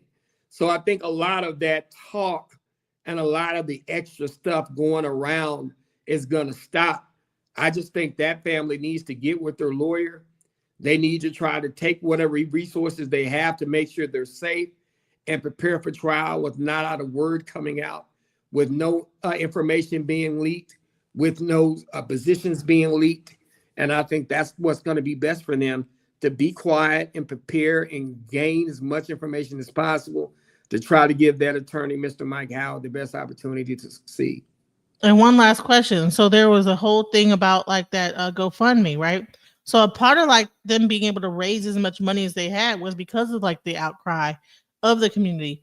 Have they anything new been like said about the GoFundMe, about releasing the funds, or is it just like that's just going to still be up in the air? I think it's still going to be up in the air. I think they're going to release the funds because part of it is being able to survive. Neither parent can work right now. And because of the safety issues that Mr. Anthony is going to incur, it's more than just legal fees. He's going to have to remain safe until he can get to trial. But that's just what it is. Genesis, give me some other, because I want to make sure we add all these people in here. Give me some other folks that got some questions so we can get on top of this. We can answer everybody's questions so they don't be asking us this later on. I got another question for you. Okay, let's go. You know what? I want to ask you, do you think what's going on with Trump right now, because we can get back on Trump, right? Mm-hmm. Is it okay if I ask a Trump question? Sure. Okay. I wanted to ask you, like, with what's going on with Trump, do you think there was any malicious intent with Trump writing a bill a little over a week ago, trying to do something for us to minimize what's going on in the country with homelessness? Because I kind of compare homelessness in the country to immigration, illegal. I can kind of add those neck and neck to each other, because we got an influx of immigration and we have an influx of homelessness. And do you think he did any of that to coincide with each other? Or do you think he's really trying to bring a change to our nation so we can bring back, I apologize, so we can black back America? Well, I think one of the things we have, immigration and homelessness, I think the two separate issues, number one. Yes. But number two, I think there is a homeless problem. And there are times I feel like we're not doing enough about it. And I think that we're not being smart about it. And I think that you have to categorize homelessness, because you have some people that choose to be homeless. Right. You have some people that are homeless because they have mental problems. And then you have some people that are homeless just because they do have jobs, but those jobs can't pay their bills, and it's creating a situation where they can't afford to be able to live. And I think you have to categorize those things and start to deal with them.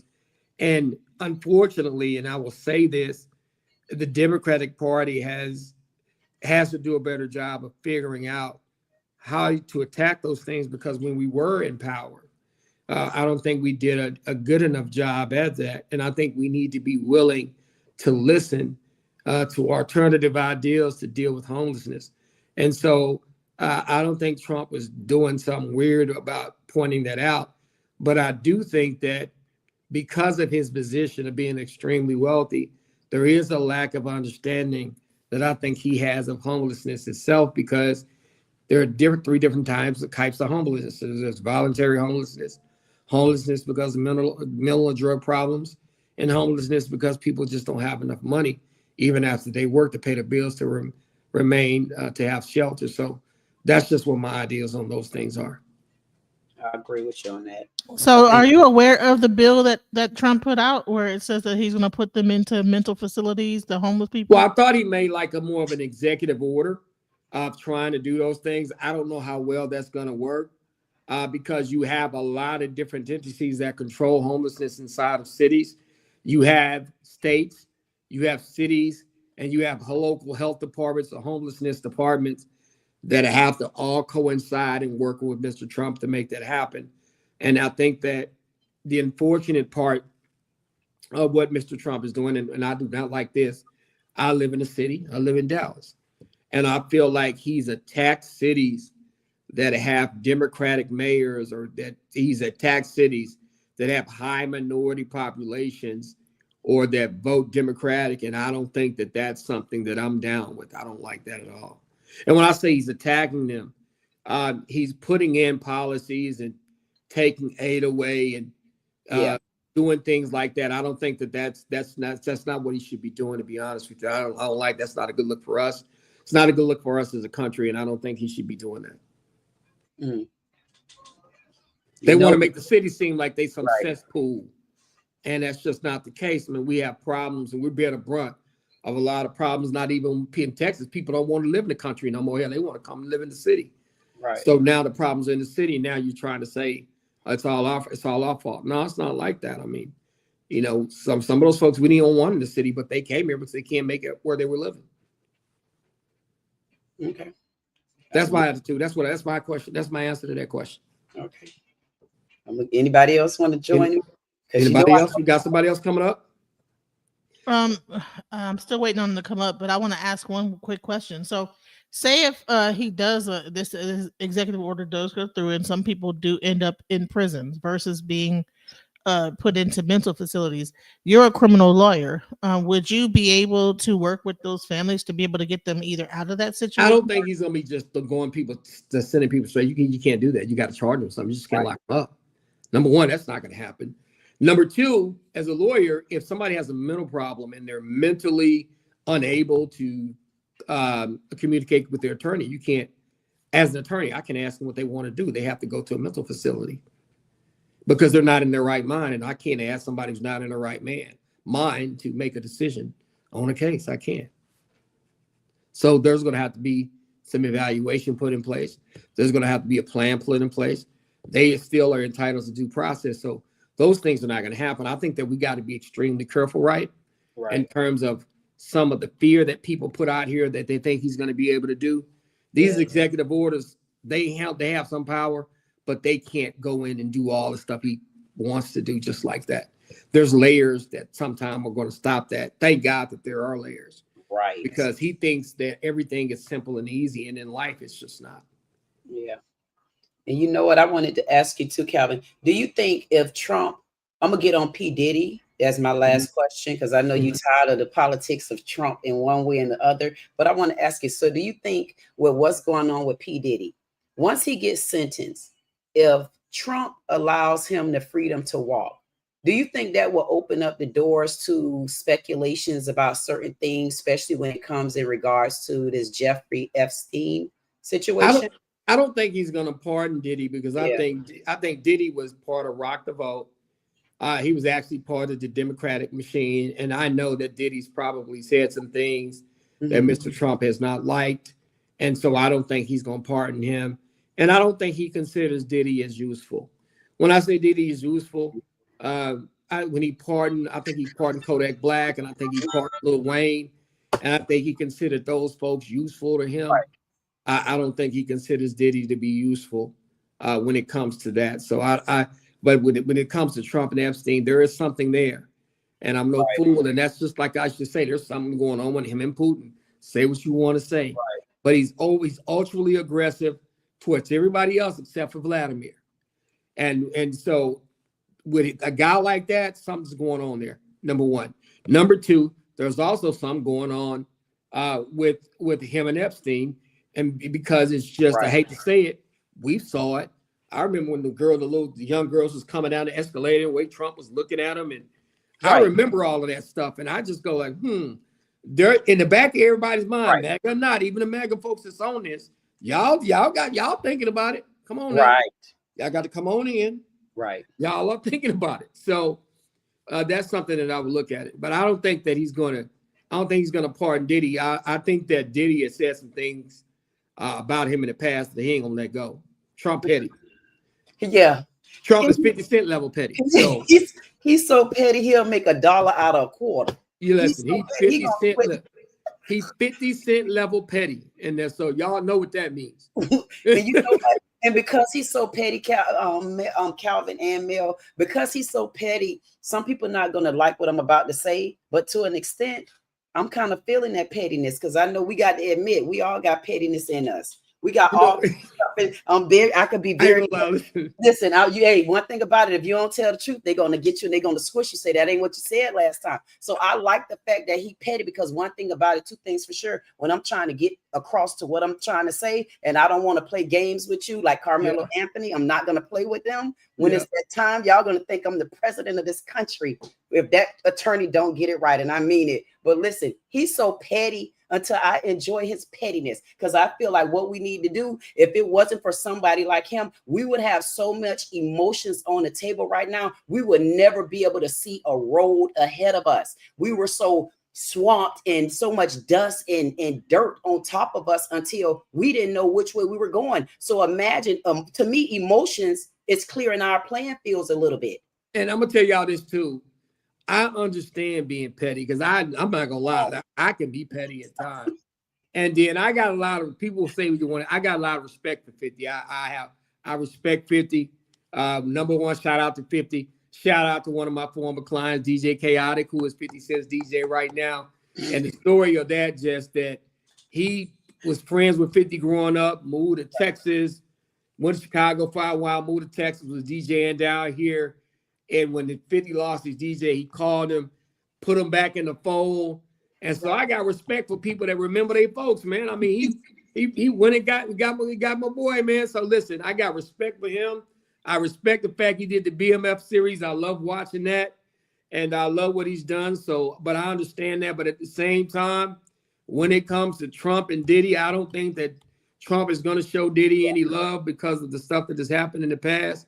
But I am concerned about the look of the Epstein stuff. I think we all talk about it. And you'd be a fool to not think that there's something there, because if there wasn't anything there, they would just release it. And if it was something there to just make the Democrats look bad, he damn sure would release it. He released it in all caps. So that's just what I'm thinking. Well, I'm glad you admitted that we both know how to be petty, because I know one thing about it, two things for sure. I wouldn't be able to defend you if I couldn't be petty. Because tell me all the time when I go to talking, they say I get tedious. I say, well, what you think of self-defense is? What do you think the word defense means? You got to be petty in order to carry that title the right way. You got to have some strength behind being petty. And sometimes you have to do it. Like, it is what it is, y'all. But listen, I appreciate you, Queen. Thank you for coming through again. Yes. I got to get back to these questions, because people get mad and say, you're not answering my questions. So, but listen, I pull some of the comments up, Genesis. What we got? I want to look at some of the stuff in the comments box. I want to see what we got. Barry says Trump has nothing to do with P. Diddy. Oh, I'm gonna tell you, he's not gonna have anything to do with it, because he's definitely not gonna pardon him. He's not gonna he did it. He's not gonna pardon him. That's one thing we know. And so he's gonna stay away. I think he's gonna stay away from that whole situation because of what he's accused of, number one, and the fact that he said some negative things of P. Diddy in the past. All right. Wiley Coyote says, here we go with the liberal Black Lives Matter SHIT. You know, the same thing. This is what I try to tell people. When you come on this podcast, Wiley Coyote, I wish you the best, bro. I am not a BLM kind of guy. I'm gonna be honest with you. I definitely think that my people matter, but I think that as an organization has some issues with it, the way that they spent their money. And I think the way that they push people buttons at times may have not been something that I was in favor of. But at the same time, just because I'm telling the truth about Trump, you can't get mad about that because I'm not myopic. If somebody tells me that they have these files and they're going to release them, and then I see a big stack of files on the table on the damn newscast, and then all of a sudden somebody tells me there's no files. When you showed me some files on the podcast, I'm not going to play games with that. This ain't no Black Lives Matter situation. It's just a matter of him telling us the damn truth or not. If your name is in them files, then just tell us. But don't try to act like that somehow the files are gone or try to call somebody Black Lives Matter because you don't want to answer the question. The question is, does Trump have something to do with Epstein? If you have the files and you don't release them, then you're not releasing them. That's just point blank. It ain't got nothing to do with BLM or whether I'm liberal or, which I'm not. I'm not 100% person of Black Lives Matter because I think that is an issue. But at the same time, I don't like the way that they handle the money and they handle themselves in terms of dealing with our issues. So I'm neither. And so when it comes down to it, I just tell the damn truth. If somebody tells me they're going to show me something and then they don't show it to me, then they're not telling me the damn truth. And sometimes when you tell some of them folks that are myopic, that support Mr. Trump, they don't want to hear that. But I'm here to tell you that, hey, it is what it is. I like some of the stuff he's done. A lot of the stuff I'm not in favor of. And I'm damn sure not in favor of somebody who was involved with a pedophile who says that they're going to release some papers and they don't give them to us. I don't like that at all. Okay. Barry says, because NGO were stealing money, not helping at all. And Graham says the difference between Trump and Diddy is probably the baby oil. You know what? You know what? That might be the post of the day, right? All right. The 7 says we need compassionate policies. You know what? I'll tell y'all this. We do need compassionate policies. But I think we need common sense policies and we need compassionate policies. I think what's happening is I think that we got to start using common sense when we deal with politics and we deal with solutions. I think every solution that's being made right now is far left or far right. And I think that people in the middle that have common sense need to stand up and tell the people on the right, y'all crazy, and tell the people that's a far left that y'all crazy. And we need to pull this thing together and come out with some agreement that's going to work for everybody or work for the majority of us and be done with it. Everybody's not going to always get what they want. Right now, we have a system that 4 years, the right gets what they want. The next 4 years, the left gets what they want. And eventually, the middle gets nothing. And then we're going to have a problem. I think that's Donald Trump's theme song, right? You don't always get what you want. Kevin Kev says Trump is a dud. He has done nothing but fire more people than any other president. And my concerns with Trump is, and when he gets rid of a lot of people in the federal government, and I said this earlier in our cast, if you didn't catch the first half of it, is when you're running a business and running a government are two separate things. A business is there to make money. And so you have to make all your decisions on whether you're going to make money or not. To me, a lot of government's responsibility is to provide safety and essential services. And then when you don't do something as a government, what happens to me is that when those safety and essential services are not provided, then you failed. And the cost of that failure sometimes goes way beyond money. It can fail systems and it can fail your country. So I think that when you're running a business and you're always talking about money, it's one thing. But when you're running the government, you can't always talk about how much it costs to provide a particular service. That service has to be provided regardless of cost sometimes. Okay. Barry says that California is a great example that money hasn't fixed homelessness. I agree. They put a lot of money into it, and it just seems like, to me, from what I hear, it's ended up in the wrong people's pockets. That's just my take on it. Okay. Seven asked a question really, really earlier up in the stream. So I just wanted to he asked, could we address his question? So I just want to okay. What question you got? He'll have to. It's at the top. It says, do you see that? I only want to ask if it's at all possible for the U.S. to split or balkanize, or does the U.S. Constitution prohibit this completely? This country is not going to split. I think that you have some parts of it that don't agree with the other parts, what the other part is doing. But I think as a country, we're not going to split. I think we're going to continue to fight, and we have to continue to remain a country. I think we're too intertwined to actually be able to split because we have so many essential services that are tied up in some states that affect other states. And I don't think that's the way to approach it. I think we got to have people that are willing not to always be far right and far left. And I think that's what my solution would be, not to always be far right or far left. You got to have some meeting in the middle. You got to have some compromise. You got to have some common sense type decisions. And I think that a lot of people are afraid to say what I'm saying, but I'm going to say it. And that's just what I believe in. Okay. And Graham says, why would black people think Trump is better for black people than Obama or Kamala? Do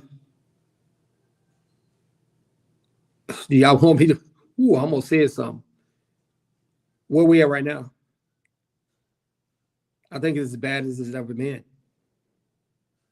And I think we had Obama for president for a number of years, and then we had Kamala as vice president after Obama left, after we had 4 years of Trump. And I think that we have to stop looking at who's president to decide how good we are going to be. And when I say that, I mean, yes, it's important to have the Oval Office support your people. But I think as Black people, we have to start figuring out how we are going to survive, how we're going to prosper, regardless of who the president is. Because I think that we are relying on the political parties to do something for us that I think that they have both failed to do, which is to uplift our community, because you have one side who has an extremely racist wing that I can't be a part of. And then you have the other side who has continuously been in power, and it doesn't seem like things are getting better. And so that's just my attitude. That's why a lot of people like myself have thought about, it's not just the people that are deciding to vote for Trump instead of voting for Democrats. I ran into a lot of brothers and sisters this time that just said they weren't going to vote, period. And they didn't. And that's the worst thing you want. All right. Barry says Obama and Kamala are no good for anybody. At the end of the day, and this is what I'll tell people, with Mr. Obama, I voted for him. I actually, when he was in Texas in Mesquite, I used to work for the teachers union, and me and the people at the teachers union, he wanted a teacher that had been laid off to introduce him at Eastfield College. And we were in the selection process, and we selected one of the teachers who I was representing who had lost her job, and she got to introduce the president. I got a front row seat to hear him speak at Eastfield College when he was down here in Texas. And he's extremely charismatic, and I think he meant well initially. But I think that as a Black man and for Black people, a lot of Black people are disappointed that we did not get further. And a lot of Black people feel like he advocated for other groups more than us. Even though he's supposed to be the president of everybody, it still seemed like he found a way to advocate for other groups that he helped that did not help us as much. And so that's one thing. And with Kamala, I think it's a different situation. To be honest with you, we really didn't get to know her like I felt like she probably could have let us know her. And people don't like, what do you mean? I think that her being vice president, she was very introverted. She didn't come out a lot. And I also thought that when she ran for president, she spent most of her time talking about Trump and being anti-Trump as opposed to defining herself. And I used to tell people that they should get mad at me. So when it comes to those two issues, that's how I feel about it. And that's what a lot of people feel the way I feel. They just won't say it, but I'm here to say it for you.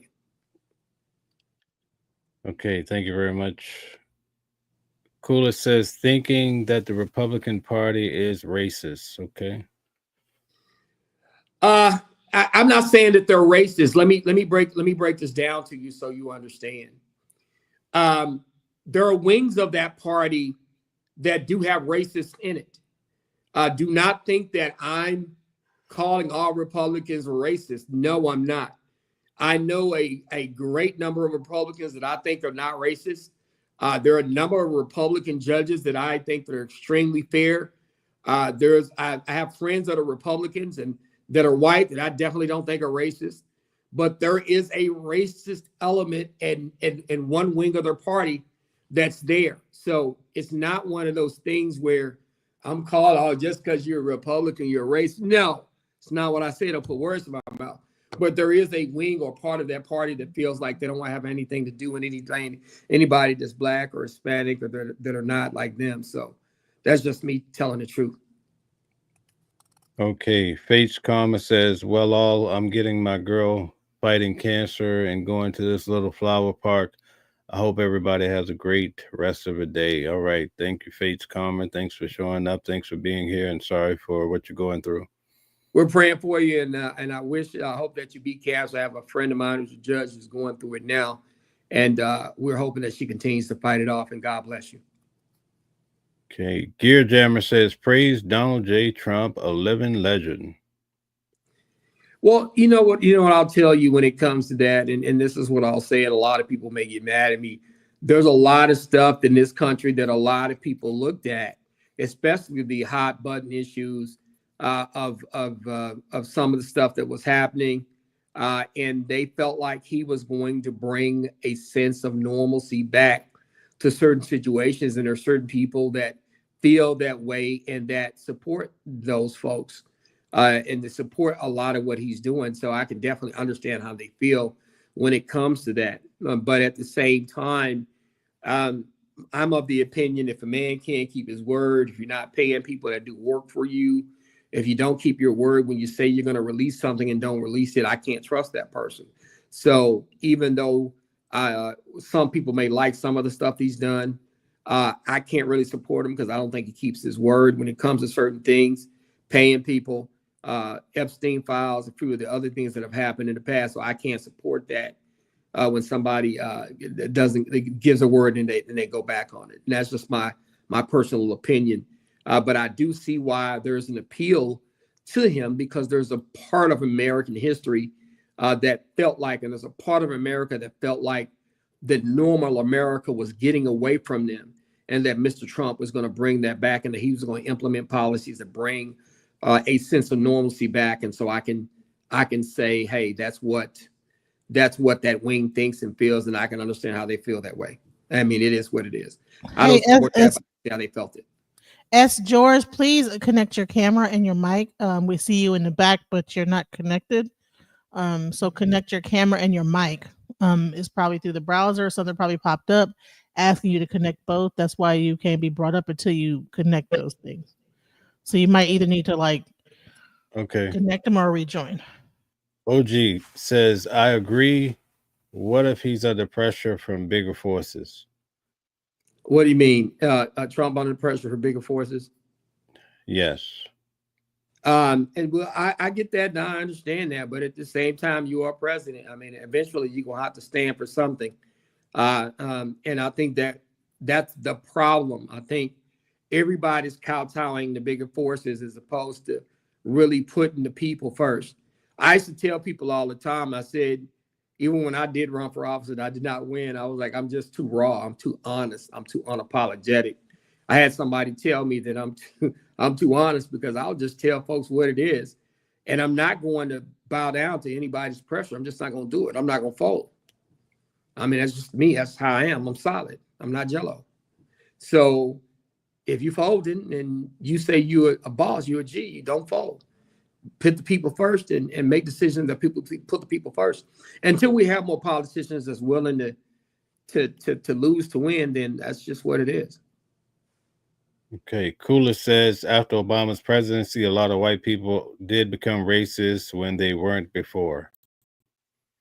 There's a segment of our population that said that a lot of folks looked at Obama and the fact that he was a black man and in charge of the United States, it triggered them to the point where they did become somewhat anti-black. Some people were afraid of Mr. Obama having the power that he has, that he was actually a black man and having that much power in his hands. And let's be honest, this is America. This is 400 years of a particular system.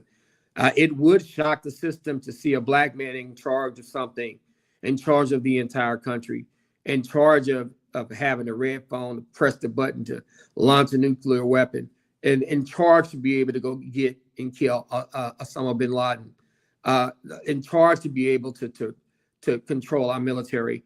There's a lot of people that just honestly believe that should never be a person of color.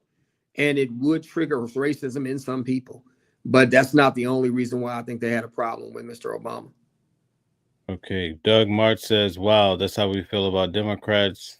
There's a huge population of Democratic Party that's racist toward white people and Americans. I'll say this to you, and at the end of the day, this is where it comes down to. You come from a situation upon which I hate to use the chains and whips references, but you have a history that people that know a history where a certain segment of African Americans were taken and controlled by chains and whips, and we ain't talking about cars and jewelry either. And so we understand that that is part of the history, but that's the history that went on for hundreds of years. And so you can't expect a group of people not to feel a particular way after they go through a few hundred years of injustice. And a lot of the injustice still lives today. So I wouldn't call it racist. I would call it more, trying to be careful of dealing with them, trying to make sure that they're going to treat me fairly. And I think that that's where a lot of that comes from. Now, are there wings of Democrats that come out and say that they don't like white people, just like there are wings of Republicans that say that they don't like black people? Yes, those people exist. They exist on both sides. But that's not who I am. That's not who I'm going to be. And I'm never going to be that person where I'm going to hate you because you white or you Republican. That's not what I do. I'm gonna treat you like you need to be treated based on how you treat me and you treat those that are important to me. That's just how I am. I'm not gonna get caught up in what's happening out here in social media and all these cliques of people in these groups just to be accepted. I gotta feel like I gotta call somebody a demon rat or a libtard. It's like they call some Democrats or some of the crazy stuff that they say about Republicans. I'm not gonna participate in that kind of stuff. To me, that's childish. Right. Okay, so thank you guys again for all the support. We'd like to ask you to hit the like button, share, and subscribe if you like the material. Calvin, could you give everyone an update on who you are and how they can contact you for the people that just came in? Once again, I am attorney Calvin D. Johnson, 24 years practicing attorney here in Dallas, Texas. I do state, local, and federal criminal defense. I can be reached at attorneycalvindjohnson@gmail.com. I can be reached at one of the greatest websites out there, theywon'tletmeout.com. Or I can be reached at 214-565-5600. Like I said, I've been practicing criminal defense here in Dallas, Texas for 24 years. I'm a graduate of the great Howard Payne University, Yellow Jacket Stingham, where I majored in political science and history. I double majored there. And then I went to the great St. Mary's University School of Law in San Antonio, Texas, where I graduated and got out of law school and opened my own firm. So that's just who I am. And this is who we are. Of course, we have Mel watching the world. We have Queen, who is a frequent guest on our show, who was able to provide a little balance for us here, a little overbalance sometimes. But we enjoy her here. Like, we are real people, right? Mel's a real person. Queen's a real person. I'm a real person. DJ Genesis is a real person. So we real people. We enjoy having you guys watch us. Y'all continue to support us. We're going to continue to give you the truth. That's just what it is. That's what we're going to do. We're going from both sides. We're going to tell you the truth. What else can we do? Exactly. So you making me out to be that type of person, a little overbalanced? Oh, no, listen, you're okay. Listen, you know what I'm going to tell you, Queen? I love it. You're passionate. And the one thing I'm going to tell you, you're not going to accomplish anything in life unless you're passionate about it. Yeah. Mel, you're passionate about making sure that you do this show and it's professional. Queen, you're passionate about taking your social issues up. Yeah. I'm passionate about the law. Yep. And the people that make their comments, they're passionate about their comments. And listen, just because I disagree, I'm passionate about making sure the show runs smooth. Exactly. You still right. My bad. Time. My bad, coach. Put me in, right? Listen, I gotta like speak up for myself. Listen, I'm the one keeping the show. Yeah, you hooked us. You know what, Genesis, you hooked us up. We love you. We ain't got to say that. We know we love you. So yeah, that's just keeping it 100. DJ Genesis, once again, we always thank you. We always thank you for coming on and being our moderator. And I try to tell people, listen, this is a real show with real people. We have real experiences. We're dedicated to letting you know what's going on out here in the world. I'm here just to give my opinion. And one more thing, and I was saying this before we got into that, just because you disagree with me does not mean I hate you. Exactly. Just because I disagree with you does not mean that I got smoke or I won't smoke with you. That's just not what it is for me. We just disagree. We can move on. I mean, that's just what it is. And if you're that type of person who has to feel that way, man, God bless you. But I ain't got time for it. It is what it is. Yeah. All Yeah. right. So I also want to make sure that we say thank you to Mashona. Mashona has really held down the comment section tonight. The I want to shouts give out you to guys Mashona. I want to give you guys an observation. At some point, about 15 minutes ago in the show, we had like 30 different bots come into the chat, and I can't for the life of me understand the technology, but you could tell it's not actual people, and the comments are usually about appearance or racist or something derogatory. So I thought that was interesting. At one time, the numbers spiked up tremendously, and then we started getting all these vile comments. So anyway, thank you, Mashona, for holding that down. I appreciate all you do, and for the other moderators that we have too. Thank you guys as well. Okay, back to you, Calvin. One thing I'll tell y'all is this: listen, when we do this from a standpoint of just really giving you the raw answers and the raw feelings. You know, people like Queen, they feel the way they feel because they've experienced some things and they're very passionate about what they do. Mel's been out here reporting on stuff 100 miles an hour. So he's going to be real professional about what he does. He wants to make sure that the people get the information. He's passionate about that. DJ Genesis, who hooked us all up, and she's the one of our glue people who she's put us all together as a group, and because she knew each of us, we've been allowed to be together. She's passionate about making sure that this show runs and we continue to run it.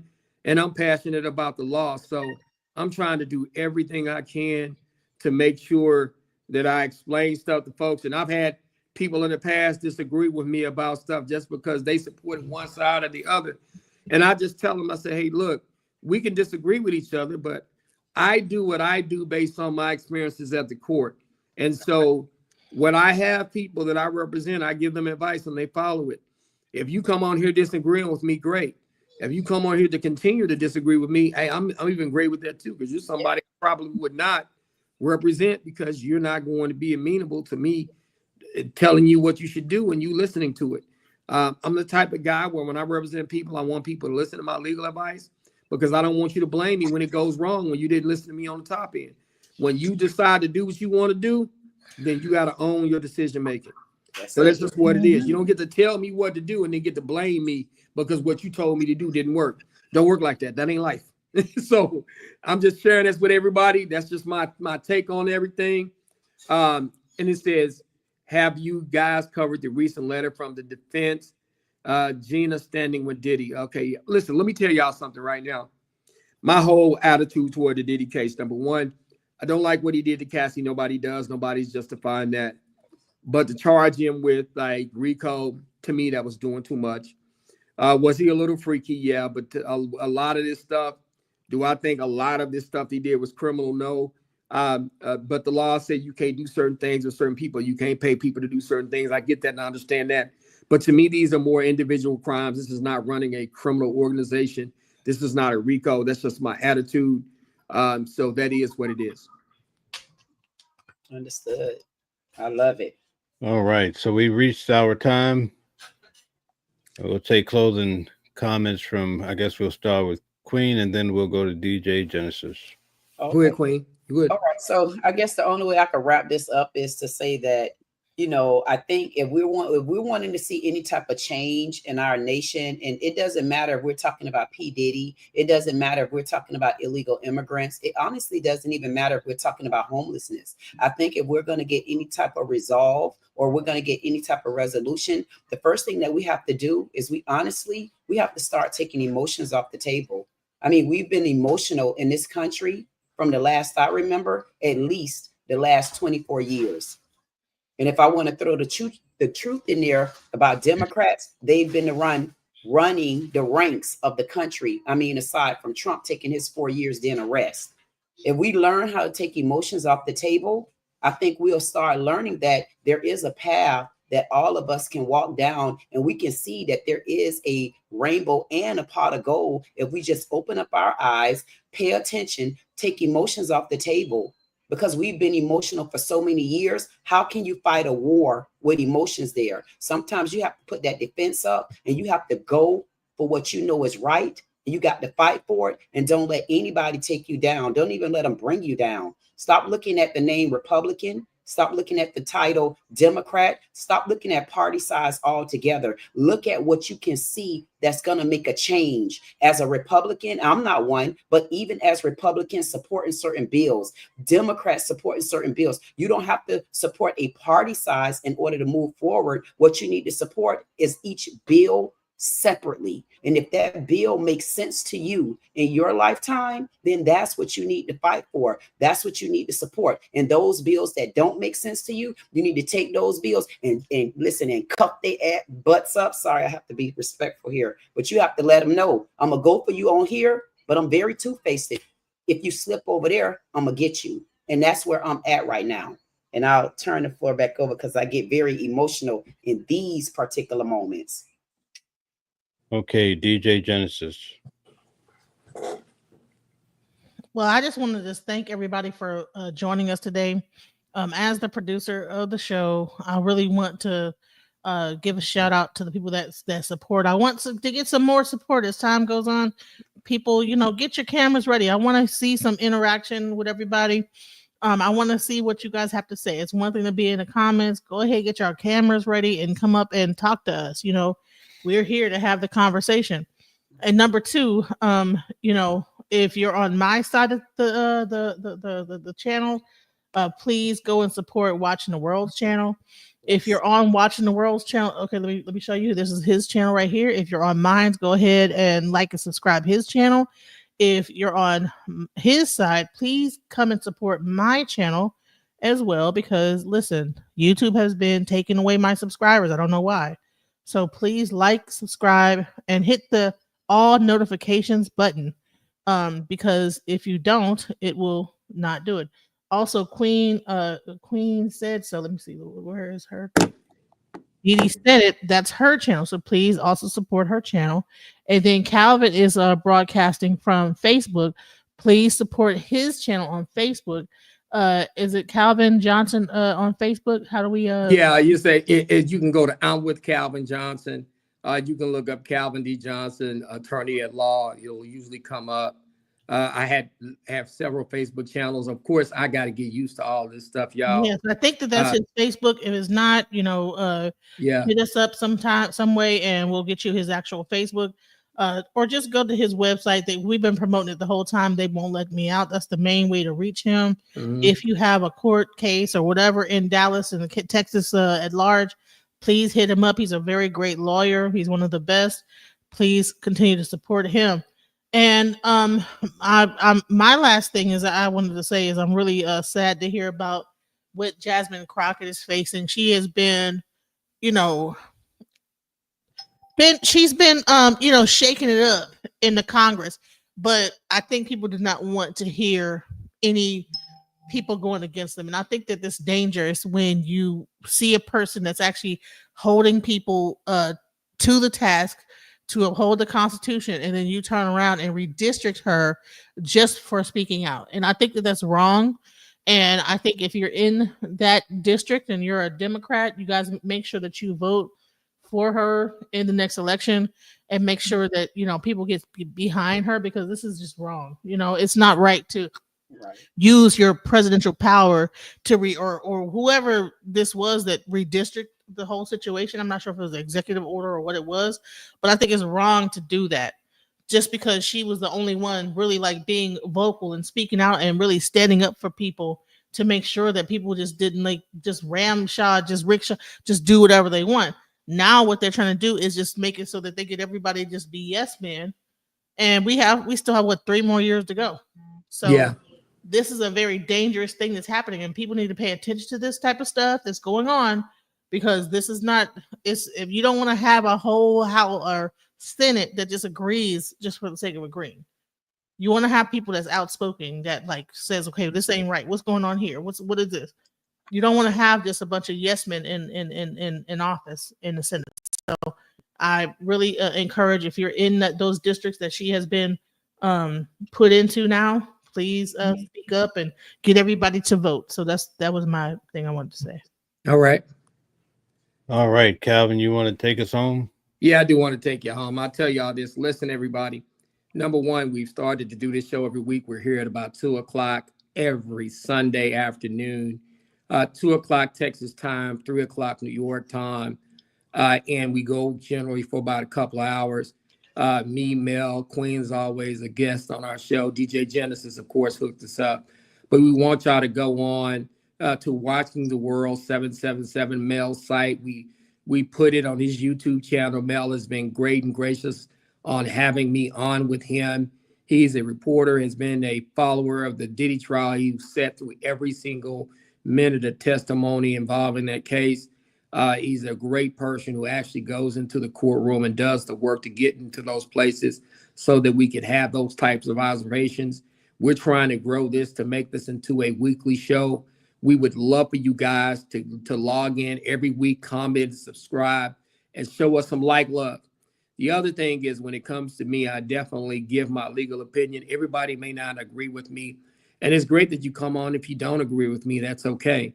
But at the same time, let's be respectful. I say what I say, not just to be talking around my mouth. It's based off of my years in the courtroom and then my knowledge of these particular issues. And we really, really enjoy our people, normal folks just coming on here, growing our channel, watching our channel, getting the views up. Tell people about our show. I think this is a great time. I'm going to close with this. Once again, I'm always quoting Nipsey Hussle. And he said that the internet is like the gold rush. And when he said the gold rush, you don't know what the gold rush was in California back in the day. He said the internet is like the gold rush for us, and we gotta capitalize off that. And when I say that, we control the information. We control the ability to be able to jump on platforms like this and tell you the truth, while everybody else wants to play games with your emotions and want to play games with your intelligence. We're able to continue to come on here every week because of you. We want to make this a weekly show. And if y'all keep watching, we're going to keep coming. So once again, thank you, Queen. Thank you, DJ Genesis. And most importantly, thank you, Mel, for providing us the opportunity to do this. We love you. And we want to make sure that everybody likes, comments, and subscribes to this. One last thing, one last comment. I also do a podcast on the Ed Gray Show, the Commiss Show. He's one of our historical figures in the Dallas area. I do it on Saturdays at 3 p.m. I'll be on next Saturday talking about mental health. So next Saturday, 3 p.m., go on the Ed Gray Show, YouTube. Check us out. We're going to have some mental health professionals talking about Black men's mental health and talking about local elections and local politics. And so come over and join us then. But more importantly, enjoy this show, like this show, comment and subscribe to this show every Sunday, 2 p.m. Let's go. That's it. Get it. Yes. Like, share, comment, subscribe. Mel, what you got to say, big dog? No, that was it. She was supposed to shut it out. All right. So we're good, y'all. And once again, I'll see y'all next week. We'll be enjoying this. And once again, let's grow this show. Let's grow this talk. I love y'all. Let's continue to do what we do. And once again, it's on.